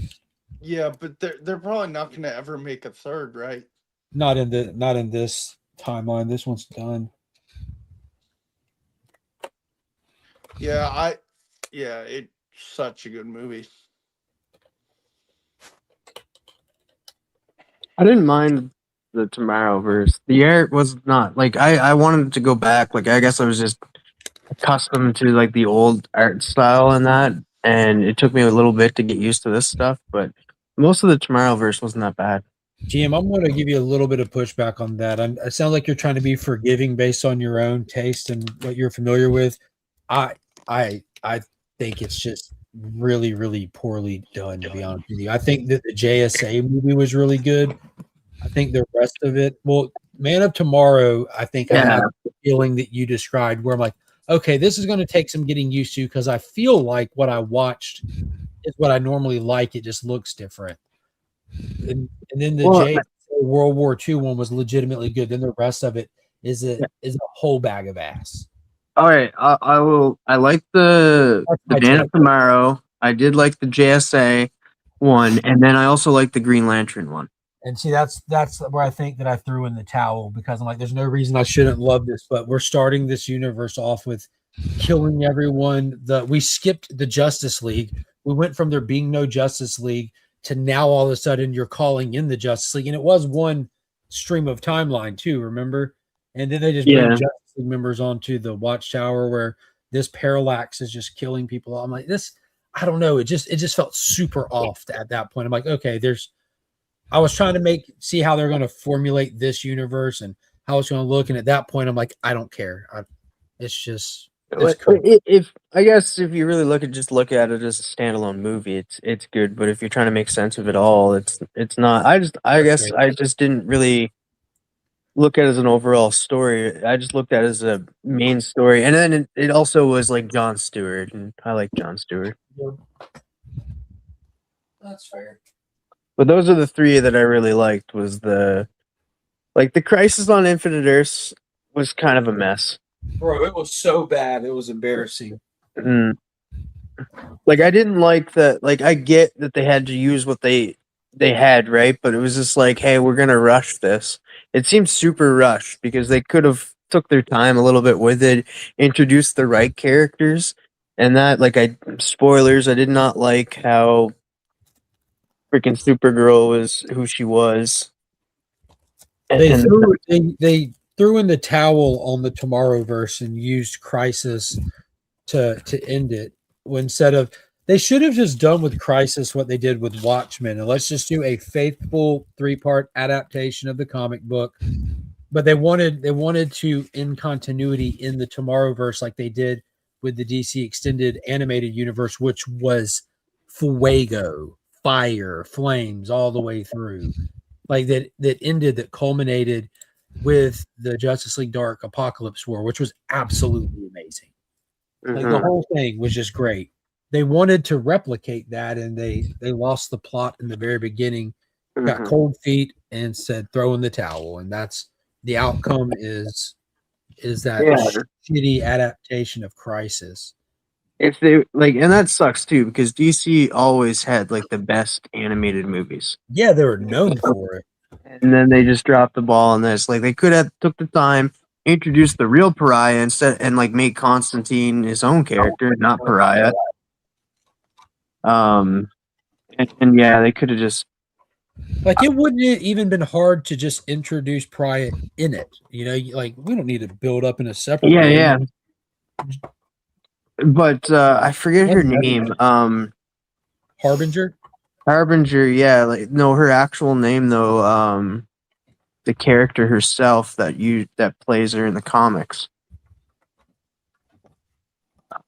She's introduced as like a agent of Argus and stuff like that, and she plays a huge part in that story. They could have introduced that character and then like just like a little off thing and then not made Supergirl Harbinger. I thought that was kind of stupid. Yeah.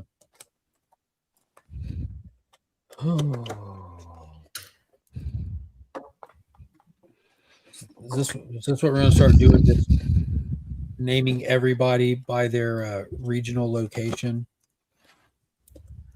Notice that he's bi-coastal, and that's about it. He's saying East Coast, hello, West Coast, hello. The rest of you in the middle, fuck yourself. Would you say Santa Clara?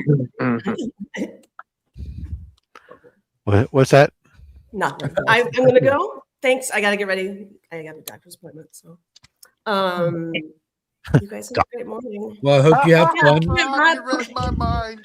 I can't wait to get you back. I just can't wait. You will. I appreciate you hopping on. Just because they have a degree in pharmaceuticals. All right, you guys take Got care. it. Good night. You too. What were you saying there, Mark? I was telling her thank you for hopping on. No, before that, you said something about my city, Santa Clara. Oh, I said, are we going to name everyone based on their region now? And you said something, and I just said, what'd you say, Santa Clara? Oh, okay. Got it. I'm hip now. Thank you. It rained here, but we let it all go to the ocean. I need to start catching it. They only have so much. Here's a great steel book.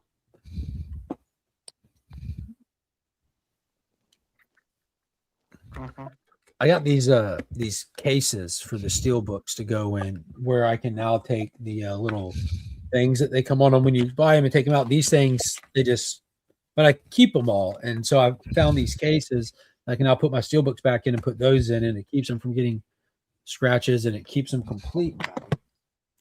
And I discovered just now this morning while sitting here that they come with film on them, like those comic clear backer boards. Because I put one on Casper already during when I was making a video, and I'm like, these I must have bought a cheap brand or something because they look cloudy. But nope, crystal clear. I just need to take the film off of Casper.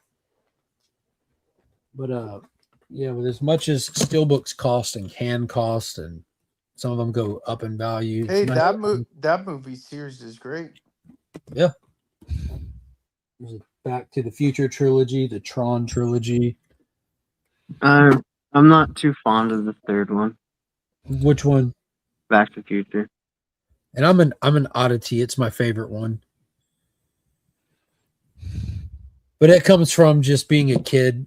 Those movies had a lot of profanity in them based on the standards of my household when me and my brother were little. Because I mean, they came out when we were young. The third one had the least amount, so it was the one we had number 2 and 3 on VHS, and we were allowed to watch number 3 without getting side-eyed or possibly getting the movie taken away because like my mom discovers the amount of profanity in it inadvertently, kind of thing, you know.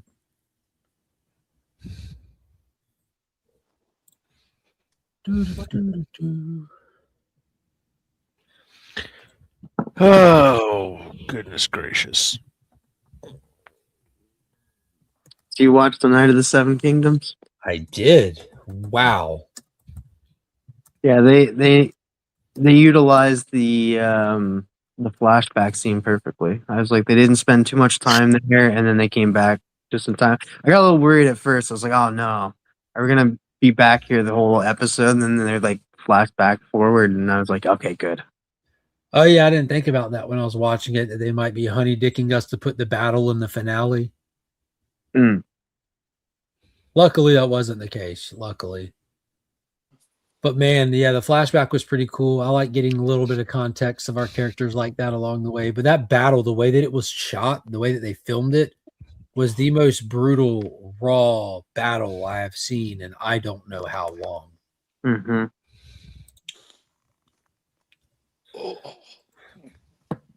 And like, I haven't read the book. Like, I know AR, when I was talking to AR, he read the book, so he knew what was coming at the end. And like, that took me off. That took me by surprise. I was like, oh no. So, this show really took everybody by surprise. Like, nobody knew what to expect from it from the very first episode. They're like, oh, having a comedic at Game of Thrones and stuff after like the first scene, and then it just starts to ramp up and be more serious, and then yeah, it's just a great show. They did a lot with little bit of time because they're only 30-minute episodes. I've been talking to a handful of people that didn't watch Game of Thrones or anything about this show, and they've all kind of said the same thing, that they're going to go try this one since it's only 6 episodes, since they're only half an hour, since they're not specifically, it's not mandated you watch either of the other shows, not one bit. You get more context to house names, you know. Mm-hmm. But, so like I'm trying to get people into Game of Thrones as a whole through this avenue. Like once they get a taste of this, wait till you get the whole steak, you know. The commercial for season 3 of House of the Dragons released yesterday or the day before, and holy smokes, like I instantly got that feeling, man. That show is so good. The House of the Dragons is so freaking good. See, I haven't watched it yet. I've watched all of Game of Thrones, Bro, but I haven't watched House of Dragon yet. House of the Dragon feels like a proper apology for the way Game of Thrones ended, because I know a lot of people weren't necessarily happy with how it ended, and as it was releasing, I felt a lot more negatively about it than when I've gone back and binged the whole Game of Thrones and watched it all as one thing. It hits differently after the fact. But House of the Dragons is just it's something about having this many dragons and they're constantly at play, and just I don't know, man. It's like watching a real life chess game but with dragons. It's cool. They get people into Game of Thrones that people haven't watched it, because a lot of people are like, oh, I don't want it because I keep hearing the ending's bad and stuff. But the in-between isn't. Like, the in-between is really, really good and stuff. Just because the ending is bad, the journey that you're going on in this show is just well worth it. And I honestly don't think the ending's bad. That's got to be one of the hardest tasks in the entertainment industry, is ending a show. Especially the longer it goes, the harder it has to be to end it. You know, you'll never make everybody happy because we all have our own ideas on what we'd like to see for these characters or where they should go and X, Y, or Z. And there's always going to be aspects of these things that could have been done better, or the fans come up with better theories or ideas. I don't know. I think that the way that fans responded to the end of Game of Thrones is why he hasn't finished that last book. Because they got ahead of him with the show versus the books. and they probably consulted with him, and he probably saw how people responded. He's like, fuck, I don't have an ending. I gotta think of something else. Yeah, I guarantee. Yeah, it's probably it. That's definitely it. Because he's just like he's screwed. Whatever he does, because he's scared like people will just backlash and hate it. Yeah, and never, stuff. if I was him, I'd never end it. I'd do anything else in the world other than in Game of Thrones. I would have mine ready, no matter how good or bad I think it is. I would have it ready and built into my will for it to be printed and released post my death. Like my last hurrah. You're either gonna love it and be happy, or I'm not gonna have to be here to listen to you bitch about it. I would end the book. P.S. Suck it. Or he could just do Wheel of Time, just leave some notes behind, leave somebody else to have to finish it. There you go. Just have it sitting there on the desk, and as here it is, and they flip. And Here's my notes. It's Go missing ahead. the last 37 pages. Oh, That's fuck. right. You can go. You guys go make it up. Yeah. You got Which this. point, P.S. at which point didn't HBO already do it? So Where okay, it there says, you go. P.S. You're stuck with this shit now. Mm-hmm. Oh, that's His Shadow Rider died. I didn't even think of that. Yeah, his Shadow Rider died. Oh, His no. Ghost Rider's a ghost. He's been writing it in disappearing ink all this time. It's like, There's also that genuine possibility that this goofy old man who used to sit in his little house by himself writing all these books he never thought would go anywhere became like one of the biggest literary creators in the history of the planet and came into tons of money. Now he indulges on hookers and cocaine every day, and he's just preoccupied. he's one of Madam's clients. Yeah. The dude's just preoccupied. It's like, why would I waste time slaving over a book when I got some baddies downstairs with a bottle of scotch and a bag When I of could be blood? fear and loathing in Las Vegas. Yeah, like, dude, my priorities. That's I'm living fair. like Tyrion right now. Can you imagine your life just changing like that fast? Like, that's crazy. I'm surprised he's still alive. He didn't overdose or something. Have a heart attack. Yeah. Rob, did you watch the new episode of Star Trek? Last night's. Yes, No. sir. I started to, but it was when I sat down to look at it, it was 10:45 at night, and I was like, "Oh, I should probably." So I got to wake up at 3:45. I should probably go get ready for bed instead. Just making So- you choose your own adventure. Oh, dude, I miss Choose Your Own Adventure books. Yeah, they're super cool. So yeah, no. Last night I did not. I'm gonna watch it tonight. You go TM. Let's see if you remember this one. I'm just kind of going one by one, putting these things back in cases. Usually you're not. Usually you're behind on. I haven't watched it. Oh, you didn't watch it either. I Okay, love you just- that movie. Rob, you seen that one? A long time ago. Yeah, Major Chip I- Hazard reporting. I for used duty. to have that on Divx. Man, those figures too. Those Yeah. figures go for Great so choice. much. Yeah, Like, they're no jokes, bro. Hey, can you put that back up again? The inside. No, the exterior.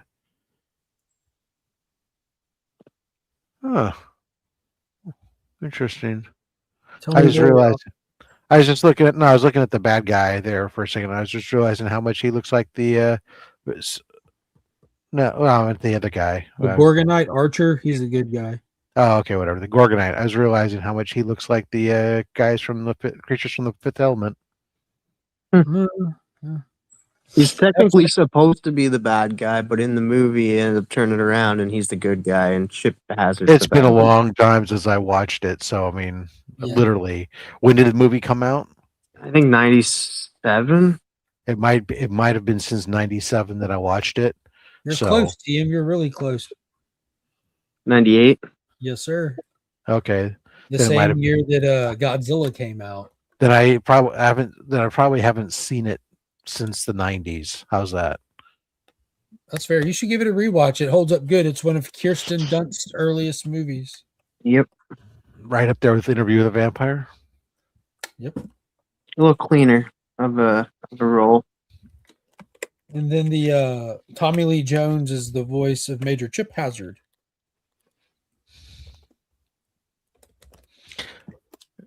It still blows me away when I think of like when we watching like Landman today. Is to go when I go every time I put on Tombstone and I see Billy Bob Thornton in Tombstone. I was like, oh man, it's so different. That's one that I missed the pre-sale of was Tombstone for the 4K Steelbook. I got a secondary marketed. A lot of times with these things, when they sell out, they get super expensive on the secondary market. But if you wait, you got like a 50-50 chance that they actually just produce more depending on how well they gauge the pre-sale things. Why do I feel like The Good, the Bad, and the Ugly's box art for a steelbook would be beautiful? Because it probably would. And there you go. Now it's put back together in its proper original form with its slip sleeve with it. Nice.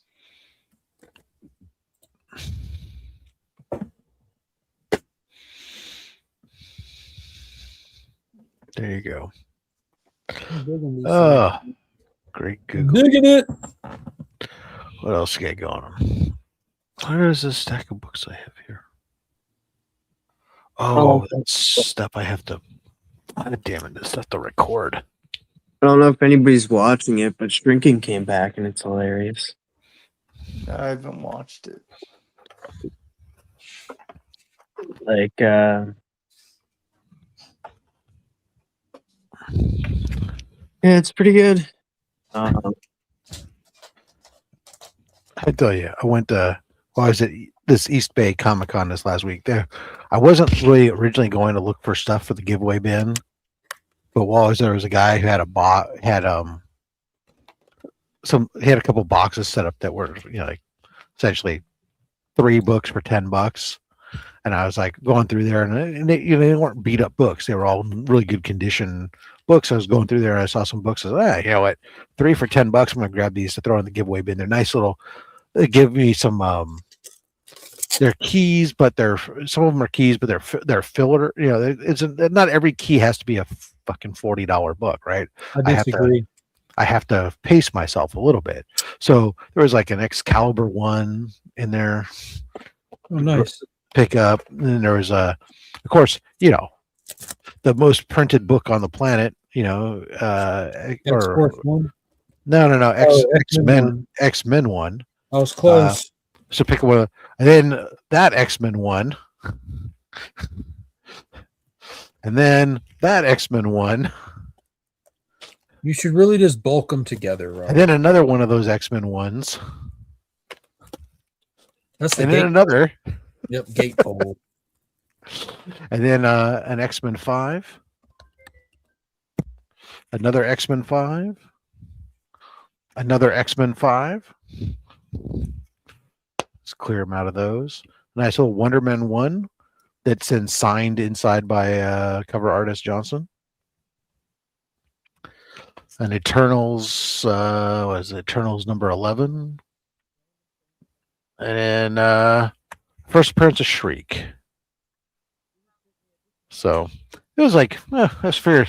Not bad for some stuff to help round out the giveaway bin,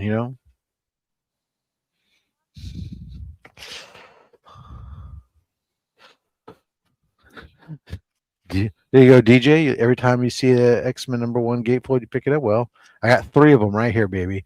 Tell you what, I paid $10 for all 3, so you can have them for $10 a piece. Oh, just kidding. I did like the con for the first time in a while. I was able to pick. I picked up 2 copies of Shogun Warriors 1. I used to pick those up every con I went to, but I hadn't seen them for a while at a decent price. I was able to get them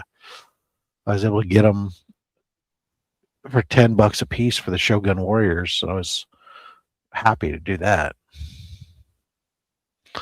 I overpaid by $10. Yeah, 3 for $10. I thought was fair. Oh, was it 6? Close.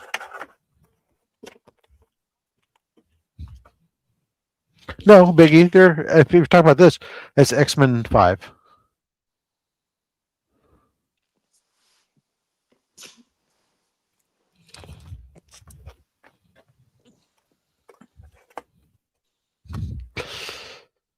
If you're talking, Mark, you're muted.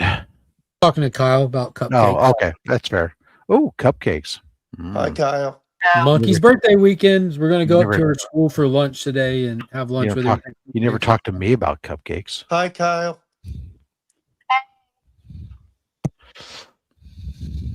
No. TM, should we talk about cupcakes? What's your favorite kind of Cupcakes cup? sound good. What's your favorite flavor of cupcake? Your go-to? Vanilla. Yeah, I was just about to say that. Vanilla or white cake, yellow cake? I don't see color. Well, no, I'm saying because there's a difference. I don't know if I've ever had a vanilla flavored cupcake. Vanilla flavored frosting, yes, but never the cupcake itself. It's usually just yellow cake or white cake mix. I'll say white cake. Okay, I interesting. like when they're yellow on the outside, but when you bite them, they're kind of white on the inside. I call it vanilla. Okay. So just a plain white cupcake. Interesting. don't- What kind of frosting you putting on that there? Let me ask you this, Rob. How many times have I called you about baking instructions? Never. How many times have I called you about cooking meat? No, that's a different story. Yeah. That's what I'm saying. You would know if I knew the answer to these questions, is my point. When I cook, I call you. So you're more into, I can tell you, then you're more of an art guy as opposed to a science guy, because baking is science and cooking is art. Okay. Because I baking, try not to do either or if I can get around it. Got it.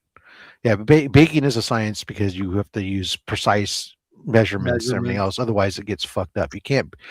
I mean, there's very little room for you to be experimental when it comes to baking, essentially. Whereas with when you're cooking, you can go nuts all over the place. And I'm sure there's some bakers out there that are going to tell me how fucking wrong I am. And to some degree, yes, you can experiment with some side flavors and shit, but mixing your amount of baking soda and this and that and the other things to make your cakes rise properly, you can't just suddenly go, oh, I'm all out of this, I'm going to substitute fucking this instead. And science. It's science.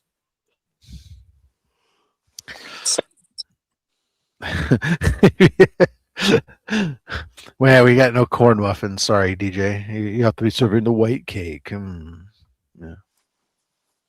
Now on Mark on cooking. You know, I guess it would. I enjoy it when I am cooking, but I also often find not to cook. And there are certain things I don't cook even still. Like my wife, she makes me cheesecakes and stuff, and I love it. I've never made a cheesecake in my life.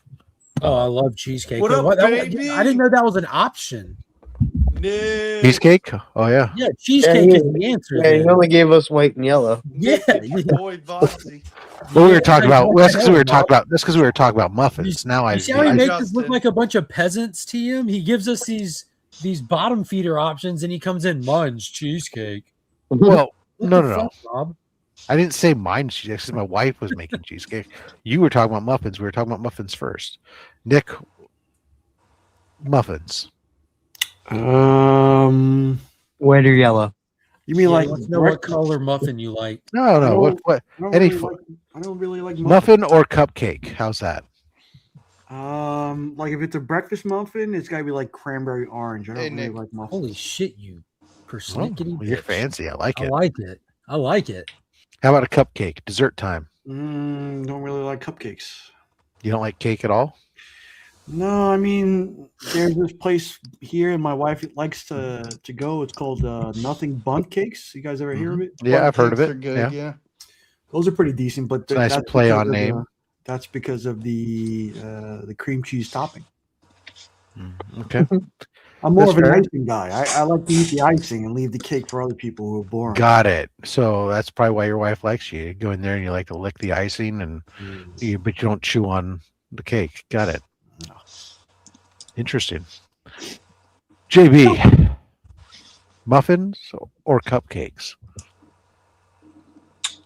Is it for breakfast or dessert? Doesn't matter.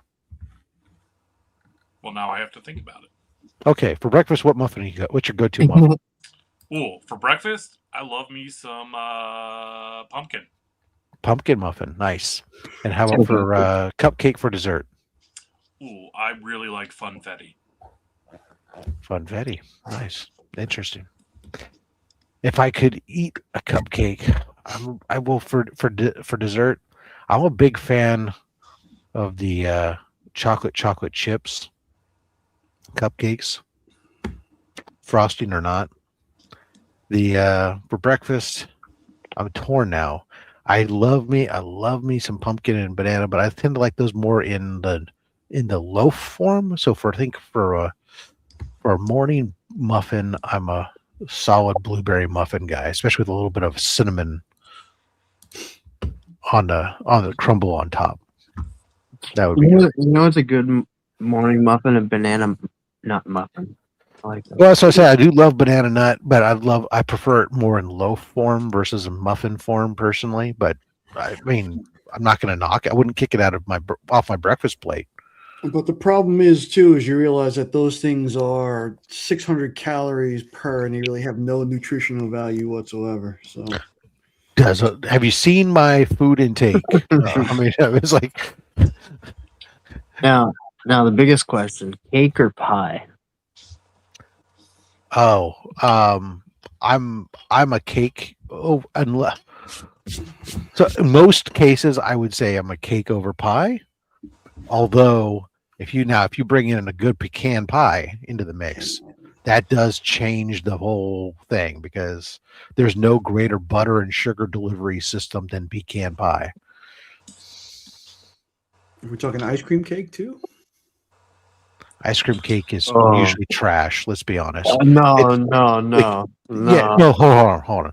When it comes to ice cream cake, either you most of the time it's a great idea in concept, but it's generally poorly executed.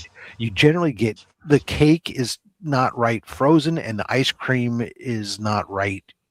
It's too melty or whatever. I don't know. I've never liked it. Carvel ice cream with the chocolate ants in the middle. Don't know that one.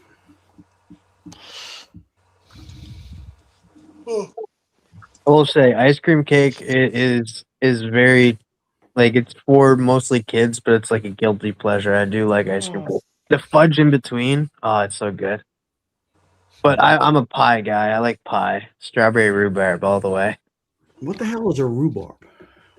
What? Well, I before don't we even know get what into the- that, Never rub another man's rhubarb. Nobody rubs another man's rhubarb. But TM, do y'all have Dairy Queen? Yeah, we have Dairy Queen. Okay, so then you do have access to the most delicious ice cream cakes known to man. Yeah, that's where you get the ice cream cakes from DQ. What are those, Mark? What are what? The most delicious ice cream cakes. Dairy Queen. Dairy Queen. They make ice cream cakes. Hey, Never had it. They're the Nick, best. did I ever tell you that my family friends, we have family, my mom's side Is this ice cream from cake? New York. Junior's Cheesecake is our family friend. Cheesecake. Okay, that's close. It's tangent at least. Nice. That is the cheesecake store and the most famous cheesecake spot in the world. Yeah, Junior's is the best. Ice cream cake. If I have to eat one, I'm going to Cold Stone. They got a pretty decent. Yeah. They got a pretty decent one. The best I've had as far as like the cake not being weird frozen.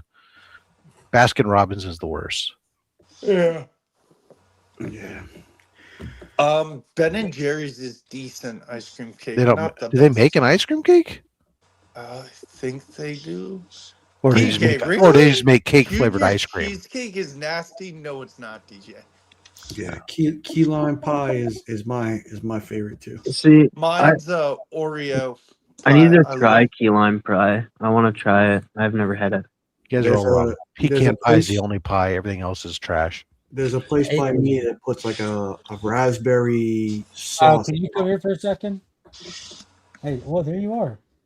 What's my absolute favorite kind of pie? Pecan. That's right.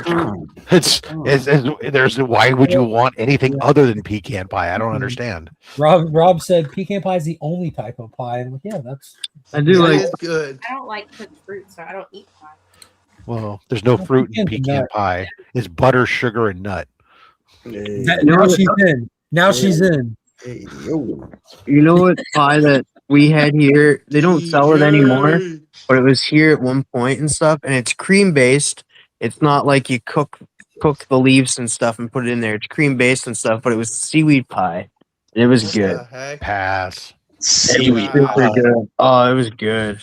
What's up, DJ? What's up? What's up? No, I just wanted to jump on him in the middle of. You wanted to get some pecan pie action? No, I just wanted to, because I wasn't calling cheesecake nasty, even though I don't like cheesecake. But Nick can attest to this, as DJ Legend doesn't like says food. he.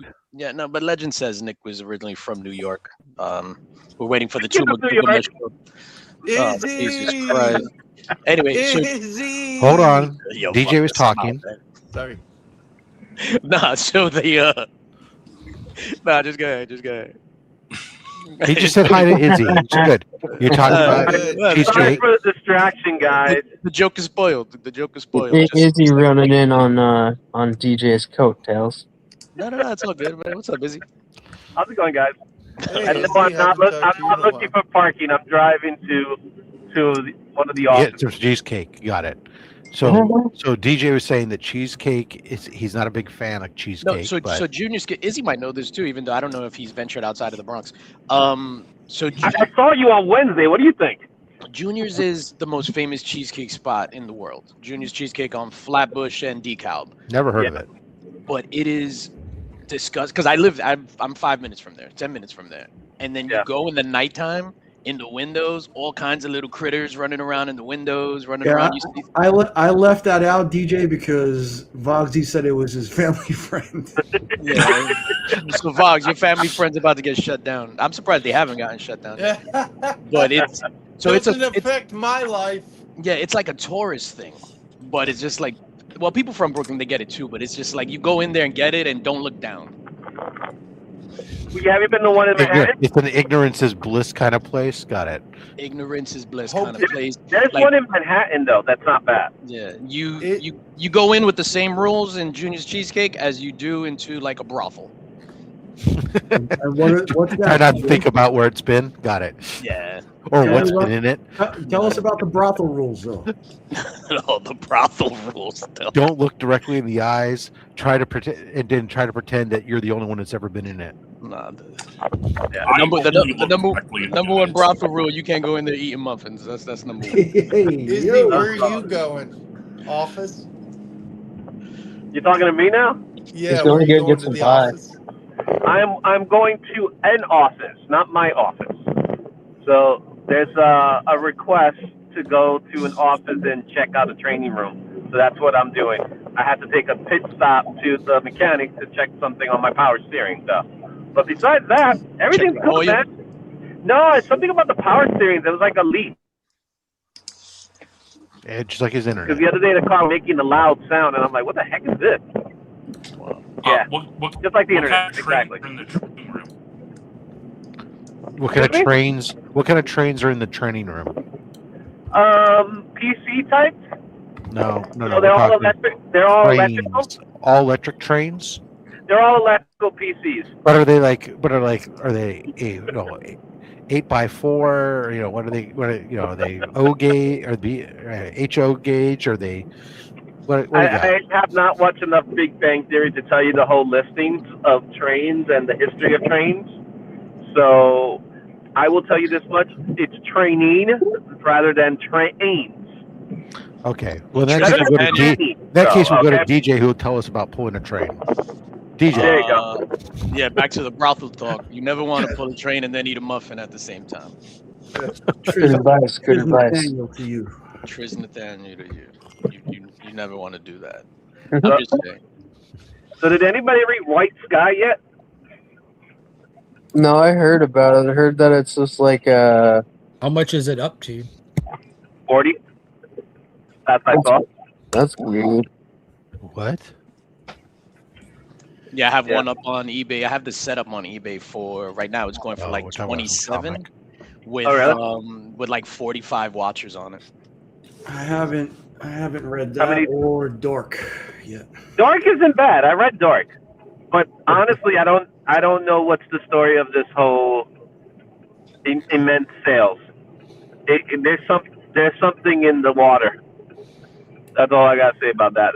That's pretty much it. When it comes to all these books. Well, Something- Dork, the price went up after it came out. White Sky, the price went up before it came out. Yeah. No, I know Yeah, people selling White Sky on opening day, on release Oh, day. it was already 20. it was already on eBay for like $30. Which is 2 days ridiculous. prior. Yeah. Shout out to Izzy, man. He's the one that put me on because I had no idea about that book because I'm not in the spec game. I'm not a dirty flipper, even though I am a dirty flipper. Filthy. Well, you were dirty just talking about the brothels, you know what I'm saying? So I guess. Yeah, I think White Sky is about the writer having great video game stories in the past. Yeah, there was a that's probably it. Well, I think he only do one game. Was it Mafia 3? Oh, and that's the greatest game of all time. So could that be the reason why the spec is on it?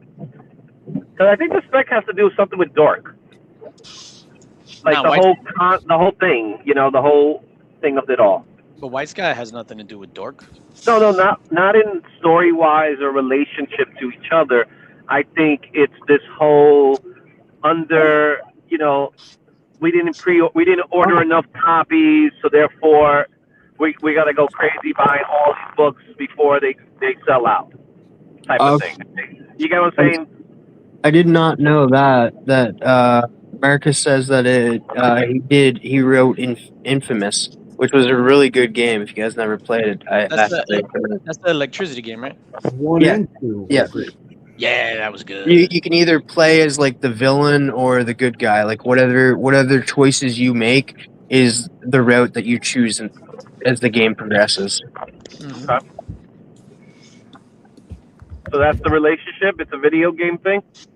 Yeah, I guess so. Like when I looked them up and stuff, like we were looking them up yesterday, and all I saw was he did Mafia 3, but I guess he did Infamous as well. All right. If that's it, then that's it. You know, And it's like, it's kind of weird basing it on that though, and like no talk about it since. But the story wise, I hear it's kind of like The Walking Dead, but instead of zombies, it's ghosts. yeah, it's ghost, and it's like the sky is white, therefore everything crazy happens. But there was another. There was something else that just dropped too. That was like that it was on fire for like 2 days because of the writer. The writer wrote like he was like a writer on GTA or something. Oh, like the Red Hood book. No, That's still actually pretty expensive.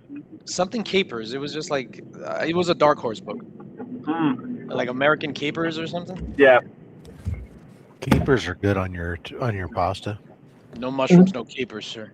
But I think we can all agree: sell now, don't buy now. Yeah. Unless your name is DJ, buy, because DJ wants you to buy his copy. Yeah, I think if you're gonna be one of those people, I put my shit up on eBay. 2 books started for $1. It's not my fault. It's at $27. You gotta feed the streets. It shows. Biggie Shack is absolutely right. It shows that come in and hype up books and it gets overrated. And I'm just trying to do my part and feed the streets. You know what? But that's fine. You know what I mean? I bought the book. I haven't sold the book. I got the 3 copies, not the 1 in 25, but I got the two covers and the blank. And you know, I'm gonna hold on to it for a little bit, see what happens. And if it drops, it drops. If it goes up, then I might consider. I think it will most likely drop because there's definitely some market manipulation behind it. Yeah, it's like everything else. Feed the streets. Yo, feed the streets. I'm gonna be rich, bitch. Damn, There you go. Put my kids through college. Yo, I got a confession. $300. I got a confession to make. Yeah. What's your confession? These are my confessions. So if you He saw looked up. one of my videos that I dropped a couple of weeks back, I sold my Absolute Batman collection, You did. Absolute Superman, and Absolute Wonder Woman collection. I applaud you for that. I bought back the Absolute Batman collection. Oh my god. Did you? Yeah. Did you at least still make money? Yeah. So Okay. with the profits that I got from the Absolute Batman, I was able to buy the Absolute Batman and still have like $100 in profit.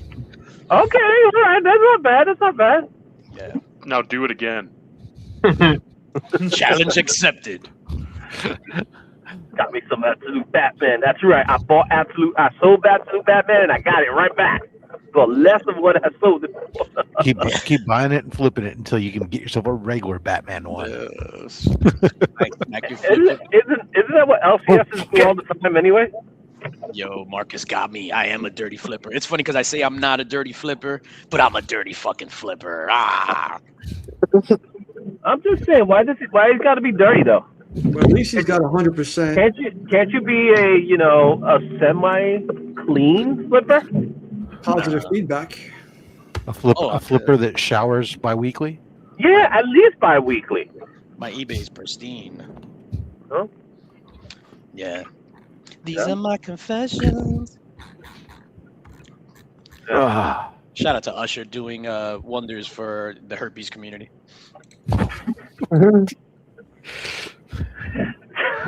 Wow. Speaking of dirty. So, Izzy, I think you're the only person here that might be picking this book up. Are you picking up Murder Drones next week? Probably not. No? No, I'm not the type to do things like that. I'll only pick it up if I hear enough buzz about something, but I don't think Murder Drones is gonna have buzz. Likes to sneak in. You don't think that it's gonna have buzz? For Murder Drones?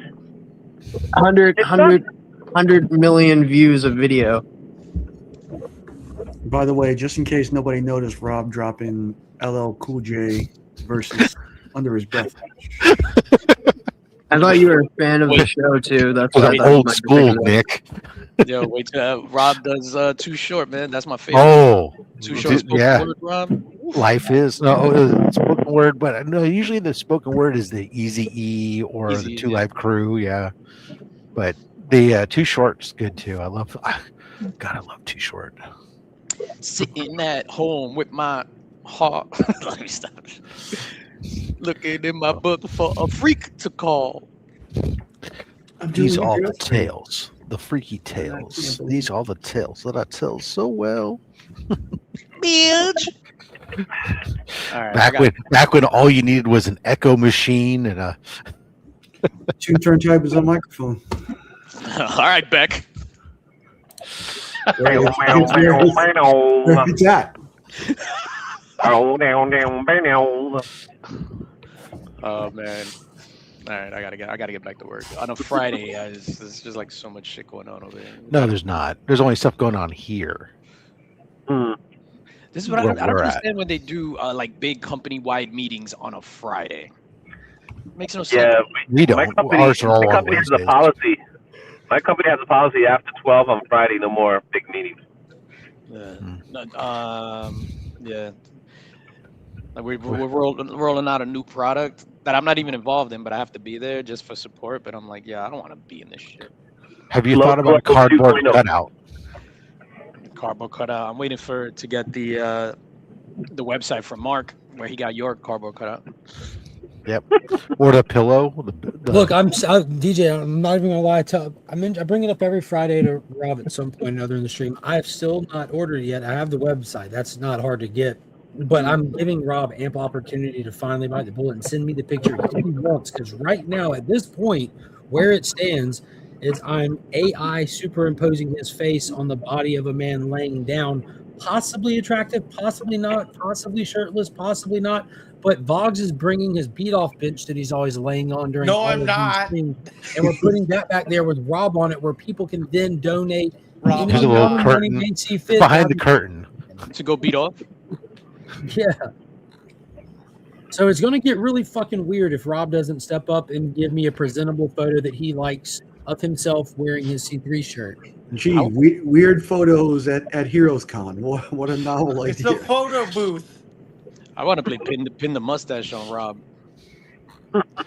Cocktails, yeah. There's a good. Pin it without your hands. Oh shit, nigga! You might not have a choice. Oh yo, pin the mustache on Rob with just your teeth. Yeah. Yeah, that's hilarious. Yeah, I have comic issues, right? You got to use the Burt Reynolds pose. Or Costanza from Seinfeld. Costanza will work too. Can't stand you. Can't I don't stand know you. We always kept thinking it was going to be the Jeff Goldblum. Jeff Goldblum will work too. Yeah. Jeff Goldblum. Yo, Justin Birch, what you working on, dog? I think he's littering. Oh shit, Justin Birch, relax in the car. I'm talking about Justin Birch with the glasses. Go. I'm working on a hockey comic. You lost me at ha. A Huck Tools comic? Details? Yeah, it's not really worth it. Got a penalty for icing. It's just a job, guys. It's just a job. Exactly. Or better yet, Justin Birch, I'm just about to go to sideshow.com. Where's the first place I'm looking? Like, what do you want to buy? Is that what you're asking? Yes. Well, what did I ask if you pre-ordered? What was it? Have you thought about going to eBay/Justin Birch? Well, there was a figure that I don't even remember anymore. Yeah, I'm going back. I purchased the Night Lord one. Oh, you did? The official? Yeah. All you gotta do is, you mentioned that hockey comic, man. Look at the chat, just didn't blow up over that. Wow. They love hockey. No, there was crickets. I'm not even looking at chat. Let me look at chat. There's now. nothing. There's nothing there. That was my point. It was that didn't move the needle at all. People were as excited as JB was. There's two things I can't stand: hockey and hockey comics. I'll tell you what, man. We should do market manipulation on the hockey comic. Get that book up, man. Please don't. There's all big streams about how great this hockey comic is. I might have to ink the second issue. Don't. It's the first book Justin is going by a pseudonym on because he doesn't want to be associated with. That's not true. He's lettered many times under a group affiliation. There you go. Agent Anti-Venom. That's what it was. Agent Venom. That's what it was. Did any of you guys...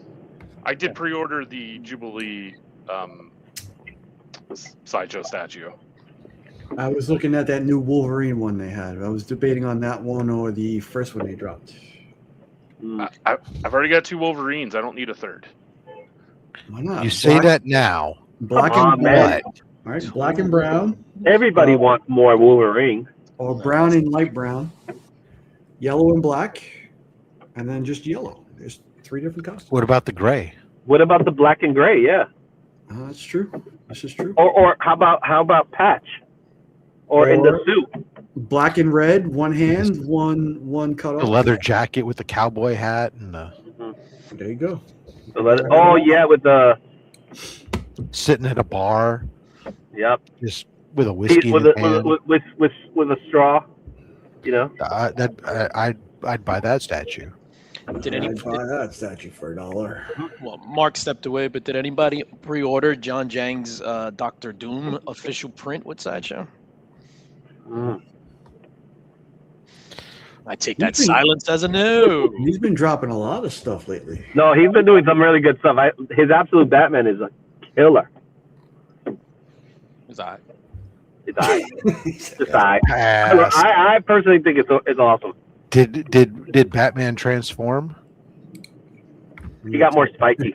No, pass. Let me tell. I'm going to call John right now and tell him you said You that. tell him. Said Rob loves your Transformers and nothing else. You tell him, No, his style is made for Transformers, dude. and he'll tell you. I know. I've signed all of Rob's fucking John Jang Transformers. For $40 a signature. Nah, well, no, actually. So it was funny. Is like at Fan Expo this last year when I was there. It's like after I stood like 30 minutes while he was spent time with one person, Yeah, it's getting one book signed because they were new and so it was like John, I love him. He gets all passionate about his stuff. Is when we get somebody who's never talked to before, that's new to his stuff, he just goes on and like shows everything he's got there and takes his time. And when he got done, and there was like this long line behind me now, and I had brought a stack of like 13 books. Like sign, now move. And I'm like, oh, you know what? I'm just gonna have you sign these couple. And he goes, no, we can sign them all. I'm all, no, you get in a huge line. Now he says, no, we'll do the whole thing. I said, well, I'm not sure I want to spend all that much. And he goes, I'll work you a deal, man. Let's just figure how many you got. And he said we did a little bundle package deal, and he like, I'll sign like half of these for free, and whatever. We'll just sign them all. He wanted to sign them all at that point, so it was Rob, you giving away the friend hookup secrets, dog. You got. I ain't got no friend hookups with John Jang. He he likes to charge me. So plus we're San Francisco, so Like overcharge, Rob. Yeah, Biggie, he did a print. It's on Sideshow. It's like an official Sideshow print with the Sideshow. What do you call that? The embossed stamp, or what do you call that? The stamp in the corner. yeah, it's embossed. Embossed. There you go. Yeah. But and then they have like the regular print on the high quality paper. Then they have it on like some aluminum, like an aluminum print that's like super expensive. Yeah, it's crazy. I got a couple of Avengers and Thanos prints that I bought framed from Sideshow. Yeah, you can't remember DJ. I broke my friend deal hookup with John Jang. right? Only took me 5 or 6 years to get there. So I realized I made it when I'm like getting I had a couple of books signed, and then I got a full remark, and then I was just like, all right, let's set it up, and he was like, nah, just take it. I was like, yeah. you've made it big time though when you're like Beckerman and fucking Scotty just calls you up and says, hey, let's watch a movie and hang out and do a live stream together. Yeah. Fucking big time Becker, baby. Beckerman. My favorite thing to buy from an artist, prints that everyone has.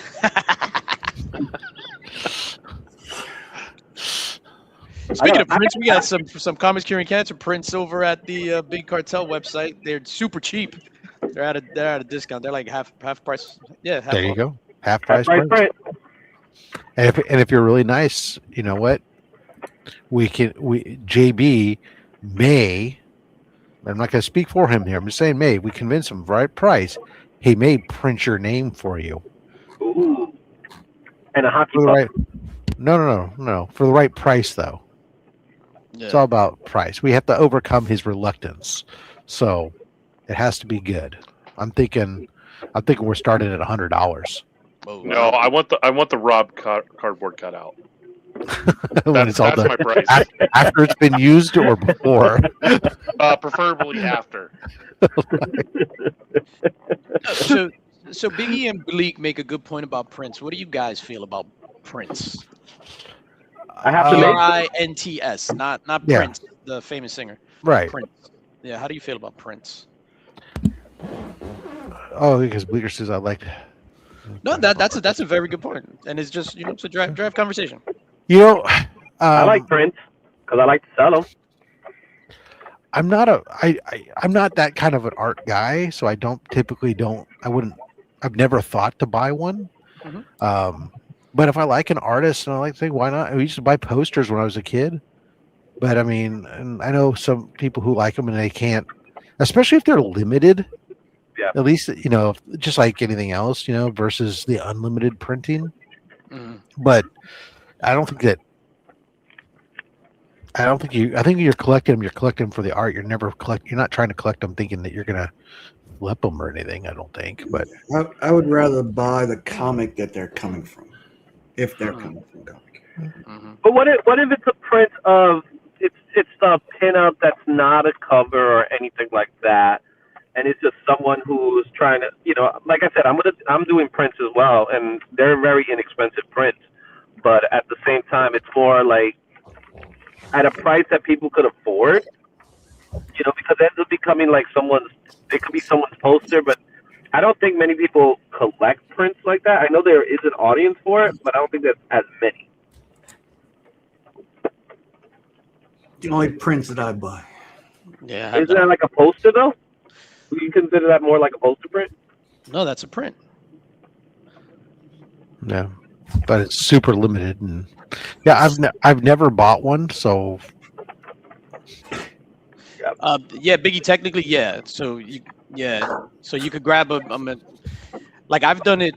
I mean, I've taken a picture with a high res camera of a piece of art, and I made a print for a friend. I mean, actually, I take that back. So I mean, I have one. Obviously, I have this one that you sent me, DJ, back in the day. Hey, and then I got this one just because it came with, it was packaged and bundled with the C3 book. And then there was one other one I bought. I'm trying to remember what the hell it was though. Flash. But I can't, but there was like a really good reason for it. I can't. Mm-hmm. I think when I first started, it was when I got my first like real spot. It's because it's all I could afford. I bought like a lot of prints. So I bought like a lot of prints from Sideshow, and I had them framed. I have the print that I bought that I had. It's hanging on my fridge. I forgot in the garage. It's the print that I purchased for Dr. Von Hoot that was done by shop of Dr. Von Hoot as Wolverine fighting Magic Badger, doing the Hulk 181 thing. But I mean, that's unique. I ordered one and they shipped me two, and so I kept one, right? But I mean, it was for a specific thing. It's not like a Hey, Stanford Green. But yeah, most of the otherwise, I got even like my original art. It's just sitting here. It's like the couple pieces of original art I have. Well, I don't know what to do with them. I don't have any way to display them or a place to display them right now. It just kind of sits there. So what I'm loosely working on is replacing all my prints that I have hung up on the wall with the original art.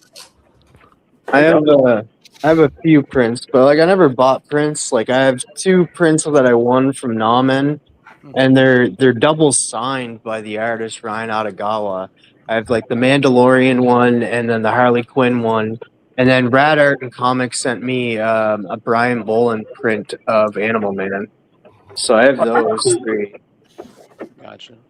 Yeah, I'll get them like just to support. Like if somebody's selling something, like I'll get it just to support. Like I've gotten stuff from artists that like I'm talking to artists in like Artist Alley, and then I was just like, yo, I want to give you money. Like, what do you got? And it's like there's no time for a sketch, so I'm like, yo, give me a print and just sign it. And I wind up giving it away, or sometimes it gets tossed on the way home. Oh wow! Well, that's like at the con I was just at this last weekend. It's like there was a print for those people who paid for the VIP passes, which I did because the difference between the VIP and the standard was all of like $5. And for the VIP pass, you got like an art book, which turned out to be a nice hardback book. It wasn't even actually listed in the things you were going to get, but you got a T-shirt and you got like a print. But the important thing to me was more you got in like early. But the print is so funny because they go, oh, hey, the prints aren't here yet. When I was checking to get my badge, then I go, you can come back in like 10 minutes and we'll have them. Well, that's all right. I don't need my print. And then I ran into the guy who runs the whole convention, and I know him. And he's like, oh, hey, you're got a VIP here. Let me give you your print. I just got them. I'm like, no, I don't need to print. I'm good. I'm just gonna walk around and carry this thing. The one thing that's a pain in the butt about prints is, especially if you got like an 11x17 print, it's carrying that thing around. Yeah, man. exactly. Oh god! I don't want to carry it around. And what's on top of that is like this particular one, like these con prints, it's got their con. I don't. If I am gonna get a print, I want it to be the artist work. I don't want the con name on it. Typically, I don't care about the convention. Yeah. There's But- that, and then it's also, if it's also the quality of the paper that you use, because some of them you can roll, some of them you can't roll, and I'm like, if I can roll you gotta have paper that you can roll, right, Nick? Yeah. Roll that paper. Yeah, exactly. I love, if you give me something I can roll, I can put it in because I do have a tube for that kind of stuff, and I love that. But if it's something that's hard, in a tube too. If it's like something that you have to put in, in a portfolio or something, that becomes a pain about to carry around, man. Yeah, you usually have to run straight to go grab a top loader. Yeah. If it's something you want to keep. They're not cheap at the conventions either. No. I had that problem at GalaxyCon when I picked up a couple pieces of original art for C3, and I was like, son What's of a bitch, the I one gotta place that always sells them? $10 for a fucking top loader. You're killing me. Hot flips. Hot flips. Hot flips. Hot flips. I'm going down. That's why with our C3 prints, because I know that's it's a headache to go and get a top loader. We sell them in top loaders. So, hey, you get a top loader with it. Yeah. Take our print out, throw it away, and go get yourself another top loader. I don't care. Once you bought it, it's all on you, buddy. Or take the print home and display it. Yay. Maybe we just need to buy stacks of top loaders and sell them at the booth.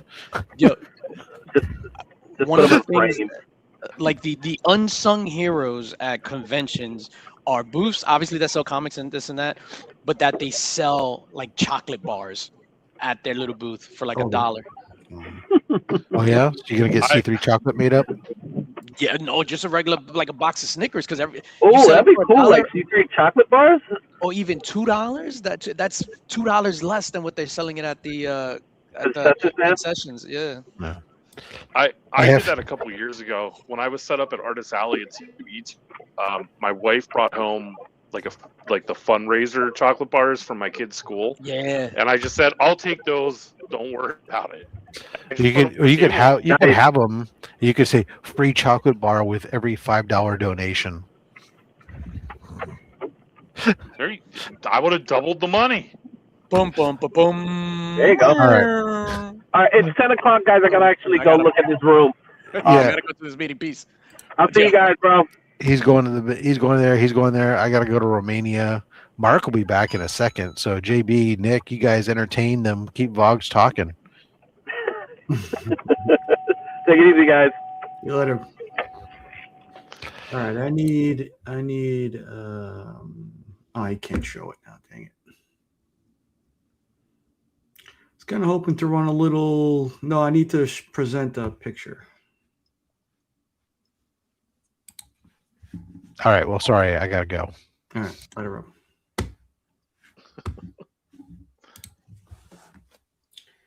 I also have the Cyclops premium format pre-ordered, so I got two large statues that I have on payment plans. Yeah, I was just thinking about doing this one, but I don't know which one I want because they're eerily similar. I do like the statues over the Hot Toys because I feel like with the statues you only get like 1 or 2 a year, whereas with the Hot Toys it's like 10 or 12. No, it's not 10 or 12. Oh, you mean that they release, not that you buy. Yeah. I thought you meant that you buy 10 or 12 a year. No. Well, I mean, probably when I first started, I probably picked up 10 or 12 a year. Video file. Austin LeMay, welcome in. We actually just made an appearance a little while ago in print form for Something Is Killing the Turtles. Where is it?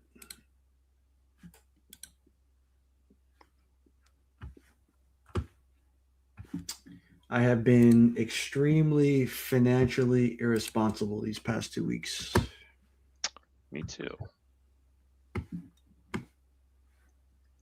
So if you guys see some sales posts for me, you know the reason.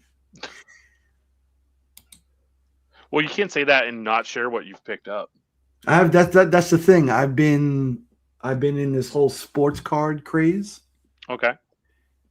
Which if it was comics, at least I would have something to show for it. But buying sports cards is pretty much akin to gambling. So you could buy these things and wind up with nothing. So a lot of the times that's the case. Or you could buy these things and get everything. Yeah, that's the thing. It's like that I think has been what the impetus behind this is I've been part of a few breaks where somebody's pulled like a $20,000 card. So I'm like, hey, that's gotta happen to me next time I buy this break. Why not?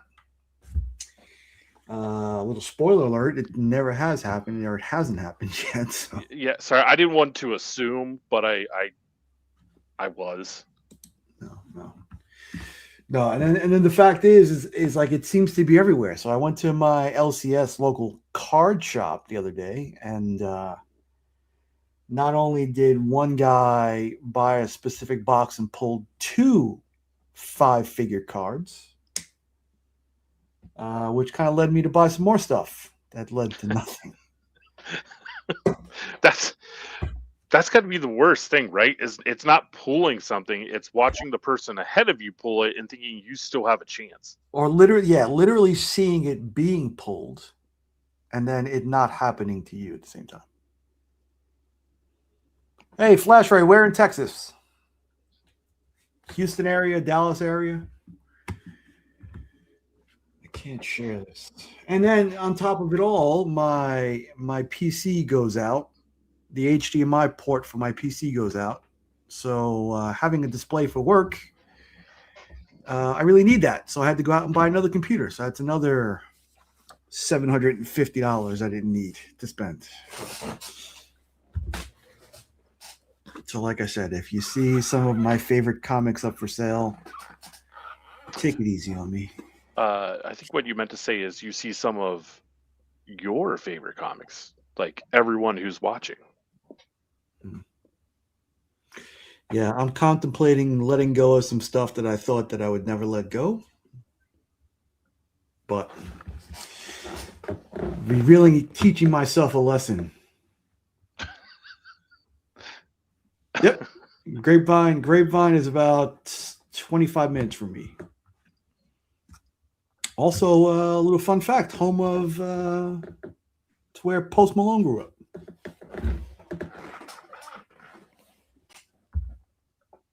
Yeah, there's actually a card shop in Grapevine. The mall is there. Not bad, not bad. I cannot find where this other stuff is.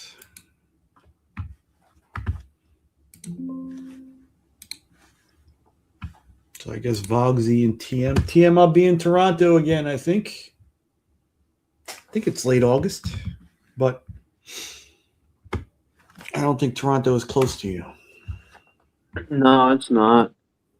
I have to make it up to Toronto one of these days, though, and go hang out with Bleecker and go see Drac in that area and stuff, and then try to go to Ontario and that to go to my shop that I use, Retro Rocket. Yeah, I met Chris. I think it was this past August. I really like Toronto. Being from New York, I really enjoyed Toronto. It actually reminded me of a more updated, more new, more clean New York City.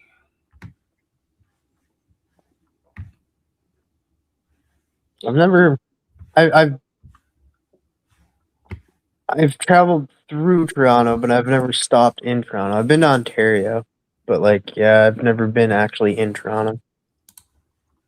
Yeah, I think the other Fan Expo. Is it Montreal that they had the other convention, the main convention? That or Vancouver. I think there's a few of them though, because like I think there's one in Montreal and then there's one in Vancouver. Yeah, let's see.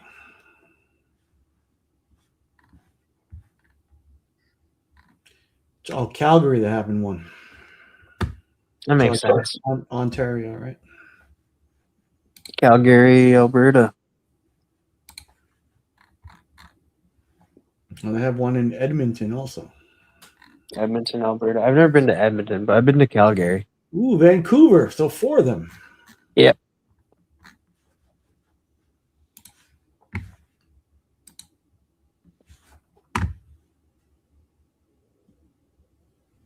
I would really like to share what I got here. Nick's personal pictures. JPEG.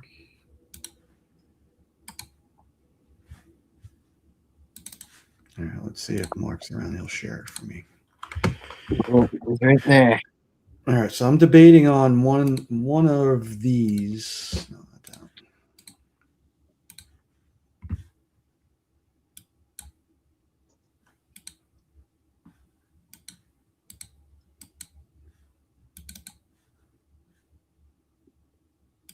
They don't share it.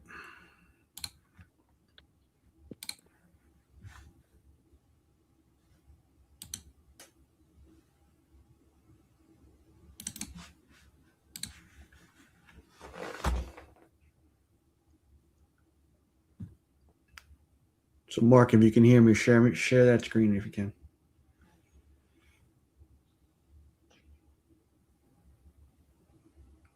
These are the 2 statues that I'm debating on.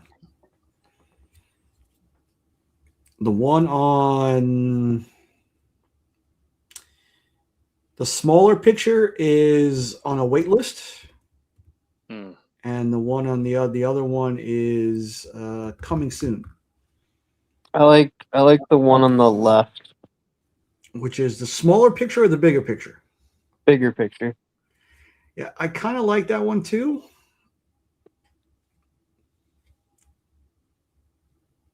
The base is definitely better. Yeah. If that type of thing matters to you. Yeah. My question is how breakable and fragile it is, because if I can't spend a lot of money on a statue and break it, and I really don't want it. Have you like ever had any Iron Studio statues before? I've got, I don't know if it's this is Prime, this one.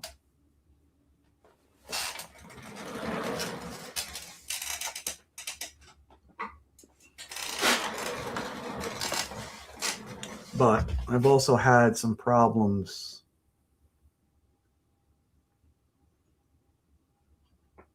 keeping the fingers on them. That So I spent 15. I'm sorry. It's kind of like, hey, that's Ruby G, Cowabunga, dude.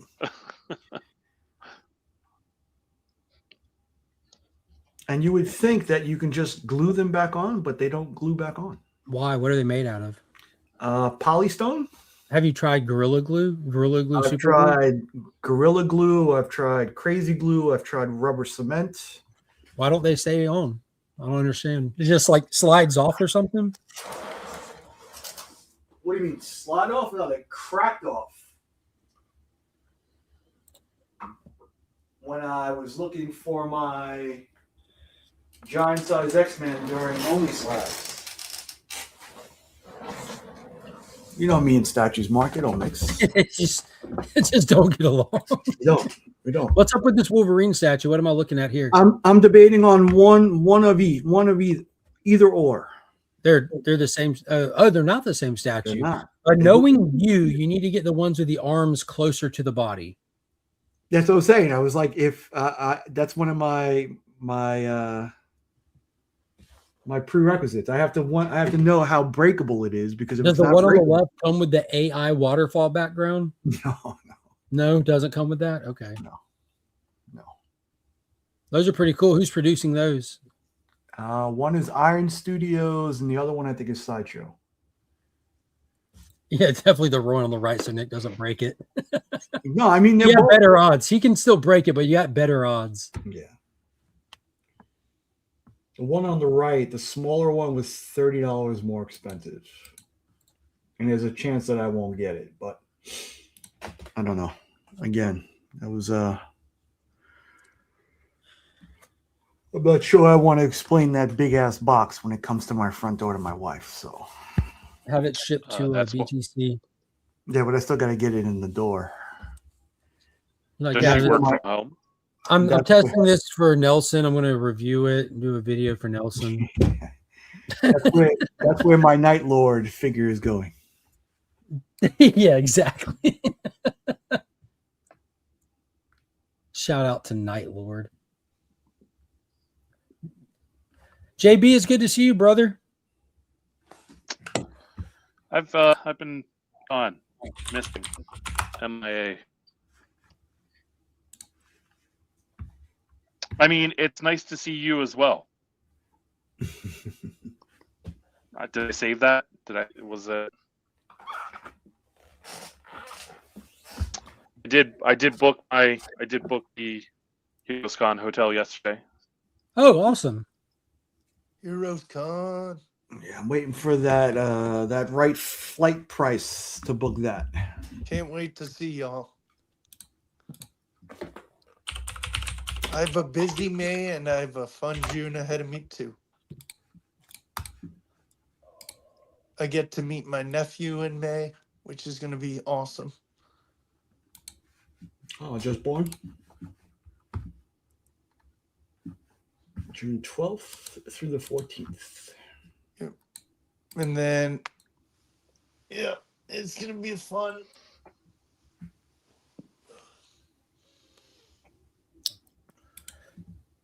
Yeah, I love how exciting it's already getting. I think people don't truly understand how fun HeroesCon is and just how much people on this platform look forward to getting to actually spend time with each other. The connections that are made on this platform can't be denied. Like I mean, memories that'll last a lifetime. Like get just when I pull up, like every year is kind of just a thing. Like when we pull in the parking garage, like Lynx and Madeline are there, and just getting to see them as we're driving by, like it makes you antsy to get a parking space so you could jump out and hug these fools. You know what I mean? Yeah. Yeah, I get that, going down the escalator and walking into the convention and then, making that right turn and then looking left towards the booth. Yeah. Just waiting to see what's going on. Dude, And I'm Vogs, still laughing. I slightly have the same way about Vogs too. I'm a little more hesitant because when I see Vogs, I'm like, oh, I want to hug this guy. Then I remember, one, you got mad sweaty armpits, my brother. And two, that's just refer to one. So I'm bringing deodorant for you this year, Vogs, because you were getting sweaty last year. Yeah. I hugged you anyway. That. It's okay. That I was forgive bad. you. That was bad. You were just really excited and it showed through your pits. But it was a good excitement. It was a good excitement, yeah. Nick, I'm still laughing. Mark, it's on video. I come to HeroesCon either Saturday or Sunday morning and I see Nick and I'm like, hey, it's Nicky Pancakes, and he does the kissing. I'm like, yes, got that on film. Yeah, and I'm excited. I'm just not excited that the prices went up for the vendors this year. Went up significantly. Do you guys know who your neighboring booth is this year? No, I hope it's Capital Comics. It was the past 2 years. I really like. Were those the people across from you? Yeah, they were across from us last year and beside us. Yeah, they were cool with us. Yeah, I like them. Mm-hmm. Is it the same area? Yeah. Same location? Yeah. Yep. We request the same. Yeah. I was talking to Nelson. Nelson said they're working through a list of people who have hopped in line before him. So it's possible that they won't make it this year. Oh, that sucks. He said there was something like 75 vendors ahead of him. Oof. Yeah, wow. And what breaks my heart is knowing Izzy has a table, but Nelson doesn't. Yep. Damn it. Damn it. Nelson would need a bigger booth than what Izzy got, though. He didn't interfere with that. I'm excited. It's a good time. Good time. JB, I know you're going to be there, right? Yeah. Shit. Yep. JB spent 7 hours in the lobby playing some board game last year. Yeah, That was awesome. Did you have an artist handler? That's what I was about to say. I want to see you and two brothers sitting in a lobby with your handler playing board games. JB had an actual handler with him last year. Did he really? I didn't know that. That's not really my handler. That was his handler. I mean, if you want to start that rumor, that's fine. I'm not going to stop. I am, because that's what you told me. Morning, man. Yeah. You said, this is my friend, my handler, and I forgot her name, but. Hey, look, it's another guy who's going to hear us, guys. Matt. Good morning, Matt. Well, it's getting closer. We're almost through February. You got 3 more months. I know. Time. I like some of the guys I'm going to get to meet this year, like Joe Jusko. Like, dude. He was there last year. Was he really? Damn it.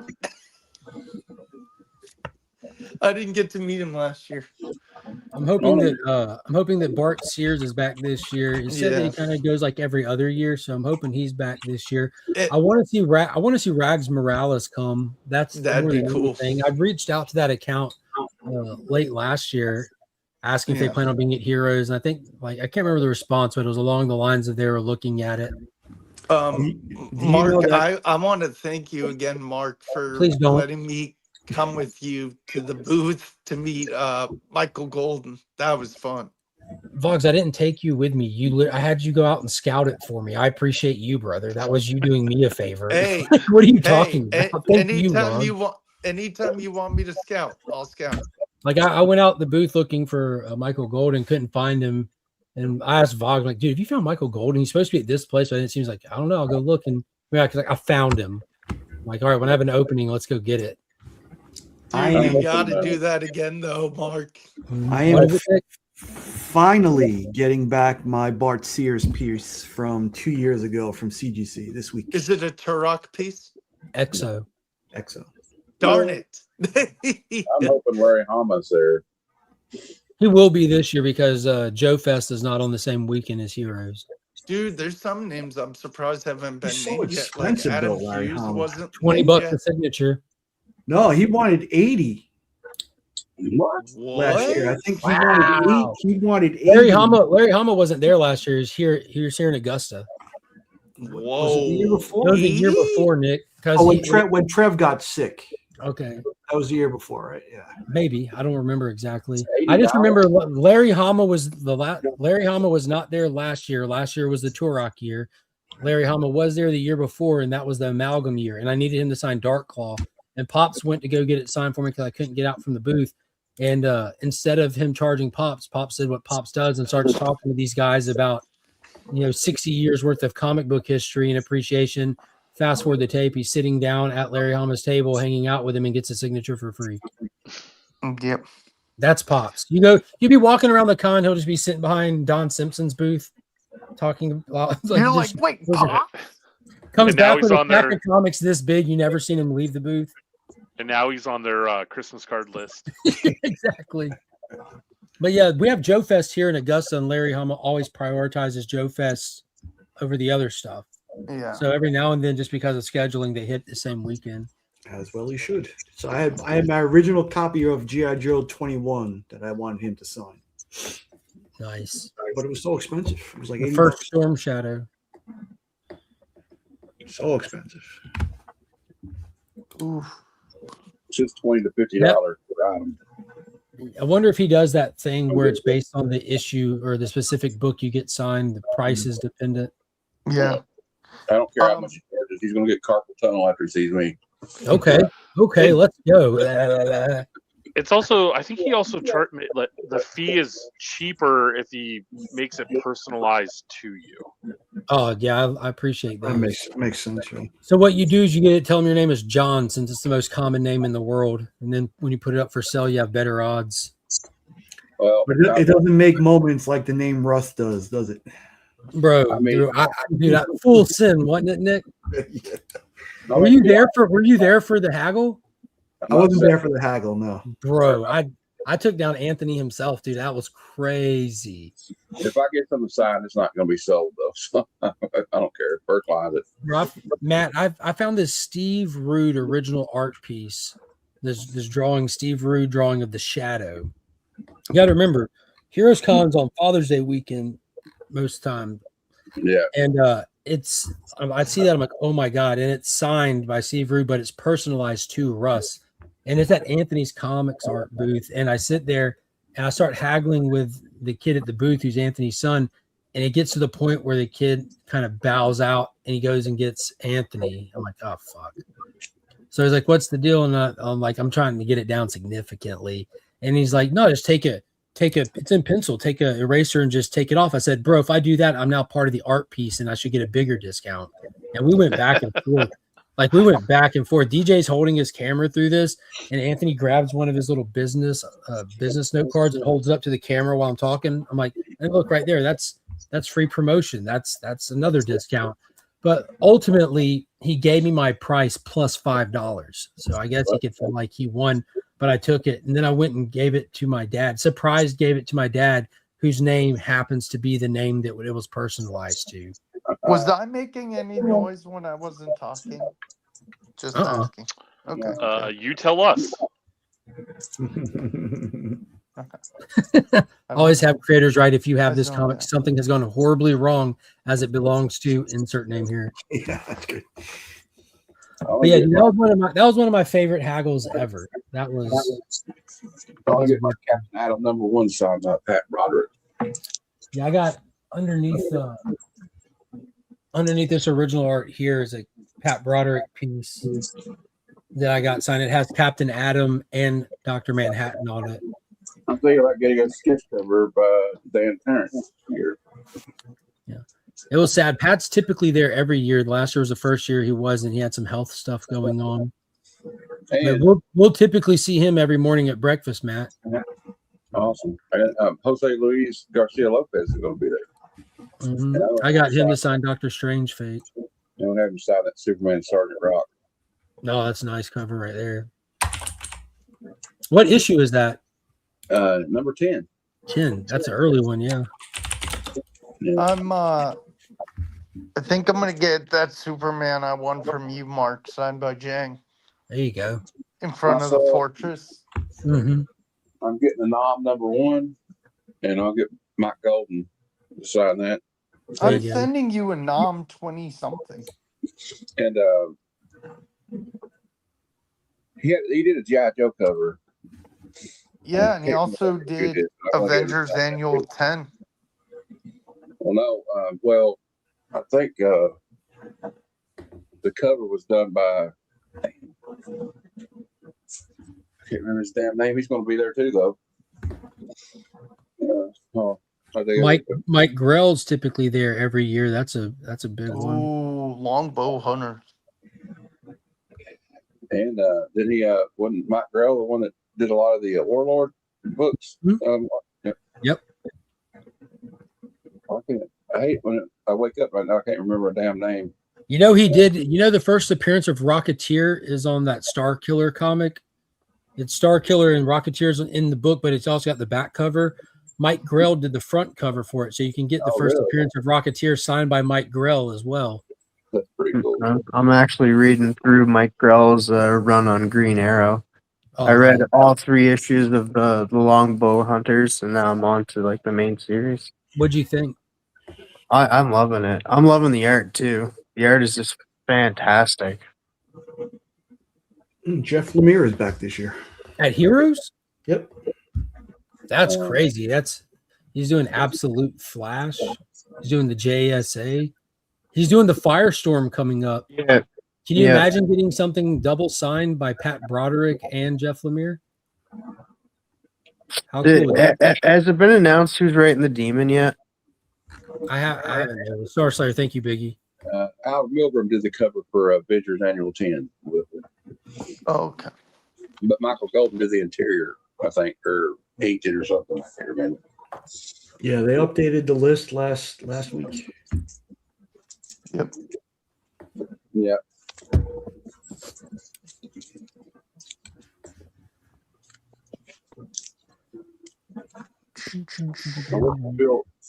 Rick Leonardi. Was he there? He wasn't there last year. No, he's there this year. Right? Rob's missing out on a lot. Number one, the Heroes Con program has got bubble helmets and stuff, and he's missing out the chance to get all his 2099 stuff signed. Damn. What about Cardboard Rob? Is Cardboard Rob? Cardboard Rob ain't gonna miss out on shit. Now that you mention it, I think we should put a bubble helmet on it. We got to put a bubble helmet on Cardboard Rob. Just have him standing there with a C3 shirt and a bubble helmet.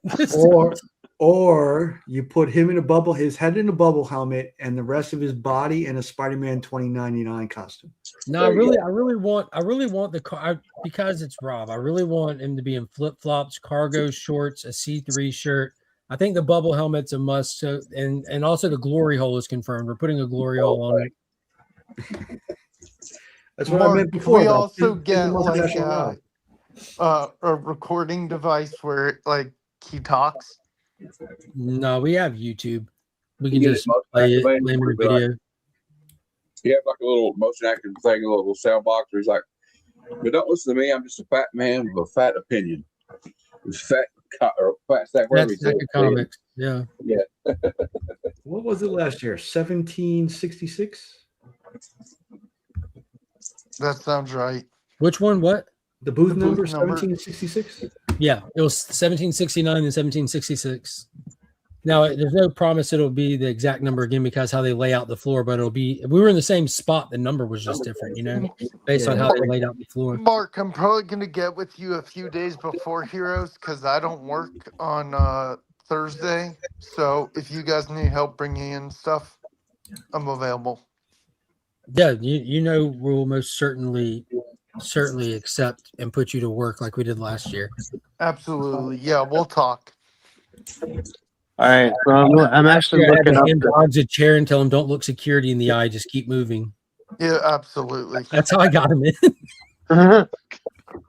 So I'm looking up the DC new initiative because I didn't look it up. And that I found out about that Jonah Hex thing about just today when you mentioned it. Oh, so they're doing a new Teen Titans. They're doing Teen Titans #1. They're renaming it. Kyle Higgins is taking over. They got Doom Patrol coming. You got the Dead Man. Stop. Slow down. Go back to the beginning. What about Jonah Hex? You have any writer artist info? Any solicitation info?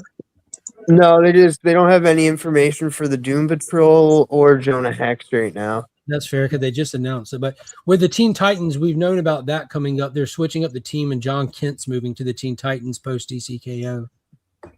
I'm not mad about that. No, I'm not either. That's where John Kent should be. So like they're gonna so this Titans run is gonna end. So I have to make sure to pre-order the Teen Titans because it's a new title. Yeah, I'm gonna jump back on it. Not even at a #1 or anything like that. Right after the first issue after DCKO is when John Kent and the new team arrived. So it'll be issue 33 and 34. There's already 2 issues post DCKO with the new team in there. So I didn't know about the renumbering. I just knew the team switch at that point. Well, it's because it'll be changed. The title will be changed from Titans to Teen Titans. Got you. Yeah. And then W. Maxwell Prince is on Deadman. Yeah, I saw that yesterday. It's the people that did the Superman, the Kryptonite, whatever Spectrum book. I wasn't a fan. I ended up dropping it after 3 issues. It's not bad in quality. It's just boring. It's not engaging at all. So I was kind of bummed out. I would like a Deadman book, but I'm not necessarily interested in them doing it. But I'll see what's up with it. And he did Ice Cream Man too, didn't he? Yeah, those people. Yeah, that's on. Like I think he may do better on a Deadman title. Yeah, good point. Yeah, it might be more their angle. And who's this guy? James Herron is on the Demon. Okay. I'm not too familiar with him. So they're going to have an absolute They have Absolute Green Arrow, but how are they going to have an Absolute Green Arrow? They killed him. I don't know. Roy is alive and well, my guy. Okay, well, it'll be him. Also, there's this they got a new Barbara Gordon series coming out. Yeah. Which one? Barbara Gordon. She's gonna be like in prison or something. No, it's called like GCPD, the Barbara Gordon Files, or something like that. I don't know. Looks pretty cool. I'm a Barbara Yeah. Gordon fan. I'll have to read about it. I saw the Nakayama cover on their website the other night. Is he good? Yeah, it's called. Ooh, when does that come out?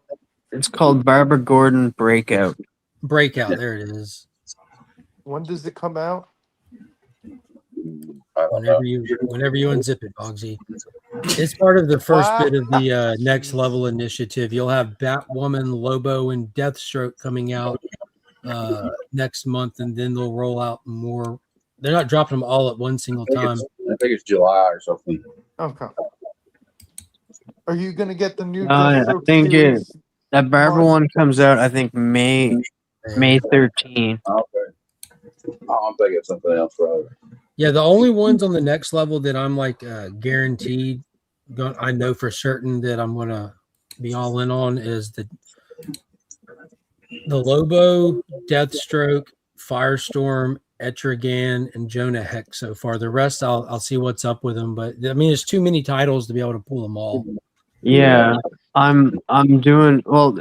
The thing about the Fury of the Firestorm, it's only going to be 6 issues. I think most of these are only going to be 6 unless sales push them past that. You know what I mean? Like what they did in the All In era with the Question and the Challengers and Black Lightning and Batgirl. If people are buying them, they're prepared to make them longer. But if that's what they did with Green Arrow. Oh, it's not necessarily a bad thing either. No, it's a great thing. It gives us characters, gives us a lot of variety. I like it. Yeah. As of right now, like Fury of the Firestorm is set at 6, but Lobo is set at ongoing. Yeah, because look who they have on it. They have Jorge Corona and Scotty on it. You're guaranteed the justified sales on name recognition alone. Well, they came to them too, like last year, but Scotty was busy, and that's why they pushed it to this year. Yeah, DC is currently scouting out all of Marvel's quality. And we're going to see how much these creators were hindered by editorial or how good they actually are. But with Scotty, his indie stuff, everyone raves about. Strange Academy ran for a long time.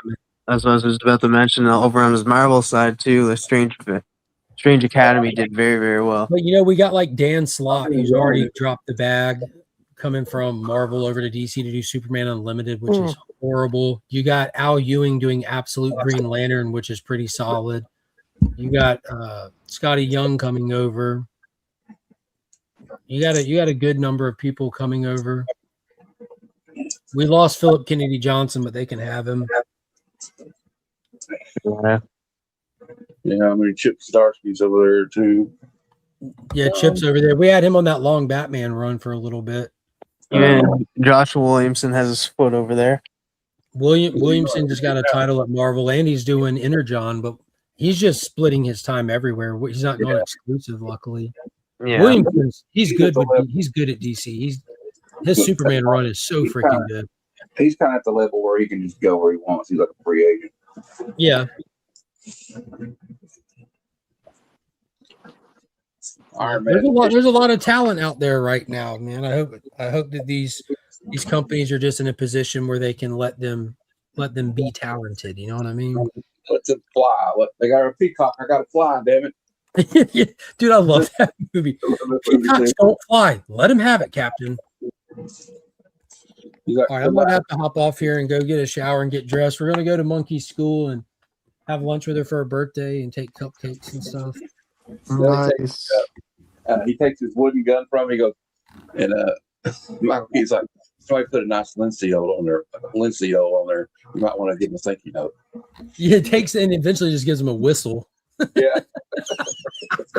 All right, guys, y'all have a good one. I'll be in the mix tonight at 9 on DJ Link's channel.